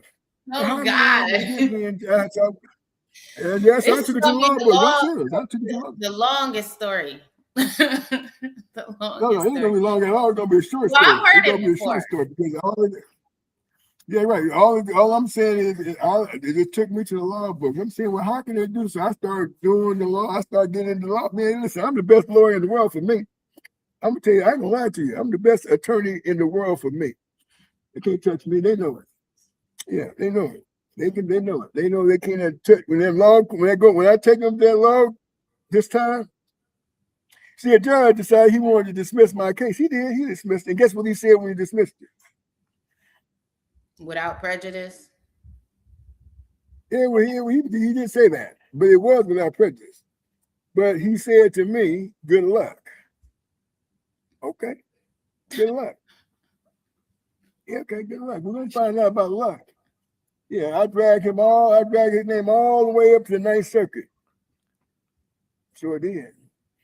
Exactly. He ain't saying good luck no more. He ain't saying good luck no more. Took me 5 years to do it, but I dragged him all the way to the Ninth Circuit. About how that happened. Yeah. Oh my God. Yeah. See, so he ain't saying good luck no more. So now we're back in there. We're back. You know, we in there. We go at it again. This week is pivotal because they're gonna start dismissing they objections that they're putting up. They're gonna dismiss it left and right. And it's just a matter of how much they're gonna decide to pay. I wish they hurry up and pay because I got another up my sleeve that's gonna cost them more money if they don't hurry. Hurry up. That's it. They don't hurry up, it's gonna cost them more money, But that's we gotta pay to play, and that's basically how it works, And once you understand, that's why I say that the dude should, he be living the day if he didn't walk up to that man and push him down, Yeah, okay, but I don't want no trouble, dude. Listen, I call the police, man. I don't fight. I'm calling the cops. Let the police handle it. I'm gonna sit over here in the corner, out the way. Yeah. Yeah, we got a couple more minutes maybe before we shut down the show, folks. For those who's hanging in, I see we got a few viewers in here. I hope you got a gist of. Yeah, I'm looking at it right here. It's still on there. It's gonna get Facebook probably got a whole lot more than that because you can't see the people on Facebook. And there's gonna be some chat questions. Well, let me see. Pretty soon, them chat line is gonna be we're gonna be going crazy. Right now we ain't got no chat going on, but the line's it's gonna get crazy. It's about to get crazy in here, Nicole. You ready? Sound good. Ready? Yeah, I'm ready. Yeah, I like conversation. I like Yeah. engagement. I like interaction. But good, Nicole. Well, you're gonna get a lot of interaction. Now we need to go ahead and at least get maybe about 5,000 people in here. It's 1,000 people right there. Your network. You know what I mean? They're gonna be talking about asking you questions. Yeah, well, yeah, you see, that's what I'm trying to help you. I'm trying to help you out, Nicole. You may not think so. I'm trying to help you out. You see, folks think, I got some things going on. I don't talk about it, but yeah, I got a lot of things going on. Well, much you of can stuff. help me out when you win your case and you get your settlement. You could just throw me some money. That'll help. Oh, okay. Oh, but that ain't the type Well, of help you okay. Well, yeah, talking about, though, is it? You want to help me your way, not my way. I heard you say this before. I heard you say it one time. Oh, you just want to put me to work. Yeah, I heard you say. You seem like this is what confuses me about you, right? I mean, it's not. It's confusing about you. It seems as though you would like to just go ahead and just no more work. Just take care of me. I'm not talking about me. I'm talking about just me. I'm not talking about me. I'm talking about a guy. To take care of you. Now you can say no. That's fine. But you seem like the type of person that would love to have a guy just say, "Look, you just go ahead, Nicole. You just relax. I got you. I'm gonna take care of I this." seem like that type of person. Yeah, if I seemed like that type of person, Ted, I would be doing that. What are you talking about? Well, I mean, it doesn't mean that you can't do it. I'm not saying that doesn't mean that you can't do it. You know what I mean? I'm not saying that you can't do it. I think almost any woman, if they wanted to, I think they could do that. Get with the man and just have him to take care of her. I think most women just being feminine and a woman and seducing all of that, she could do that if she wanted to. But she could. I've seen it. It's crazy that you would even say that. I work too hard and I'm always alone. What dude you ever even seen me with that you could even say that? I've seen you with a couple of dudes. I'm not saying that you was in, that there Who was you anything. see me with? Let's have this conversation. Okay, I got 9 minutes. Okay, so anyway, so you have children, don't you? When somebody have babies, right? Yeah, my kid's father. You have a couple of babies, right? Yes. Yeah. The father okay, of my so kids. That's one. Yes, that's you one. definitely saw me with him. That's one. Yeah. And from that, exactly. from that relationship, you get the impression that I just want to do to take care of me. No. Wait. Hey, be quiet. Be quiet. Be quiet. No. I don't get the impression that I think that I would just want you, that you just want a man to take care of you. I said that you give me the impression that that's what you would like for a man to say, don't worry about this. I didn't say that you. I will say this. I would like for anybody to do that, to keep it real. If that's what you're saying, yeah. I don't want to work. How you started, I don't want to work. No, I don't. Right. Yeah, exactly. Right. Yeah, I would love for anybody to say, hey, Nicole, your bills is taken care of. Yeah, I would love that from anybody. Right. Keep it well, real. That's what I'm saying. That's all I'm saying. I'm not saying anything else. I'm not saying that but But wouldn't you too? You wouldn't like that? You wouldn't like that? If somebody was like, here, Ted, here, everything is taken care of for you every month. No. For the rest of your life. No, I wouldn't want that. You don't want that. You want to work hard? No. I want to make sure I put everything in place so I don't have to work hard. But maybe you need to maybe you need to listen to what I just now said. I said I want to put things in place to where I don't have to work that hard. I'm not saying that I want somebody else to put that in place. I want to put things in place so I don't need to work that hard. That's all I'm saying. So and that's what's going to happen. Because I've already put the work in to where I'm not going to have to work that hard. But I understand that because certain things work well this time. If somebody hire you financially, you wouldn't accept it? What would that somebody? Who would that somebody be? I don't know. It's the same somebody your imaginary somebody that's taking care of me.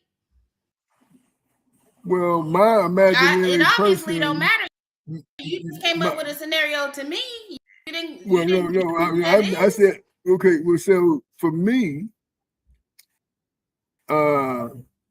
since I don't have any desire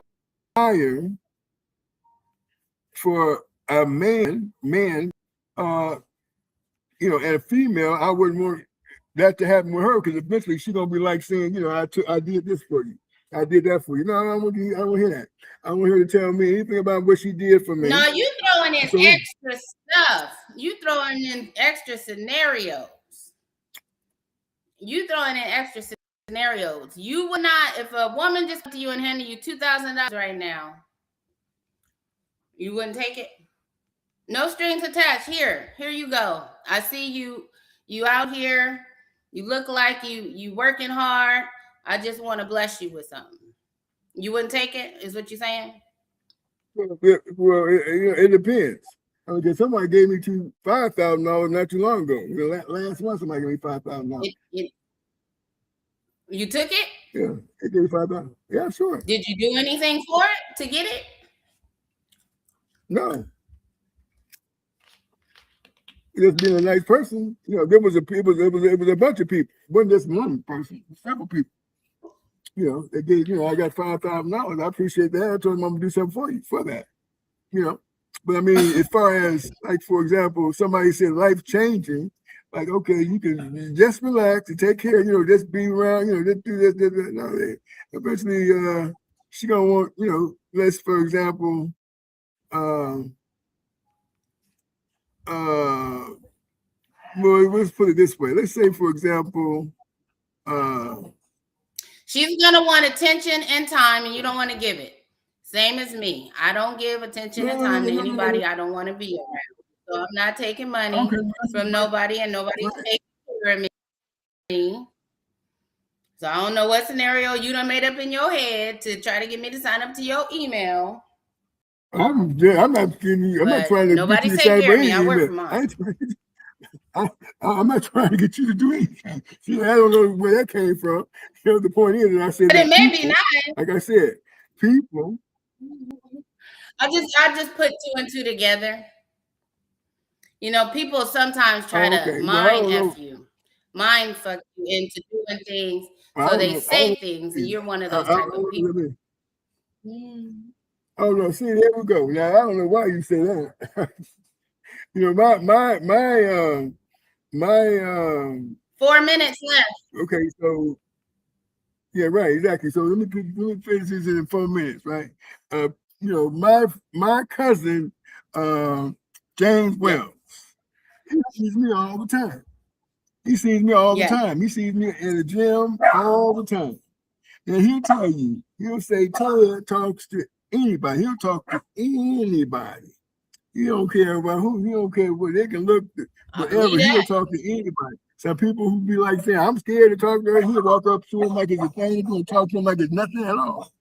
Yeah, and when he leaves out the gym, that's what Ted be leaving out the gym all by himself. He be going about his business. He got business to take care of. Stop it, no noise. Yeah, he got business to take care of. So, you know, some people have certain things, agendas on their mind. I'm not one of them. I have to be quiet. I don't know why these dogs are barking. I'm not one of them. I have, you know, I have a mission, you know, and my mission is not having anything to do with mind, whatever you said, people think. No, no, I got a whole new, yeah, right. Yeah, my whole thing is totally different. I got something, you know, that I work on me. That's my whole goal. Just work on. That's all I do. Work on me. I work on me. Work on me. That's all you can do is work on you. That's all you can do. I work on me. I don't be running around trying to fix nobody. You know, and then I work on me. I don't want nobody talking about. Well, I'm gonna, you know, yeah, I'm gonna take care of you. No, you're not. You know, you're gonna go ahead. And I'm just fine.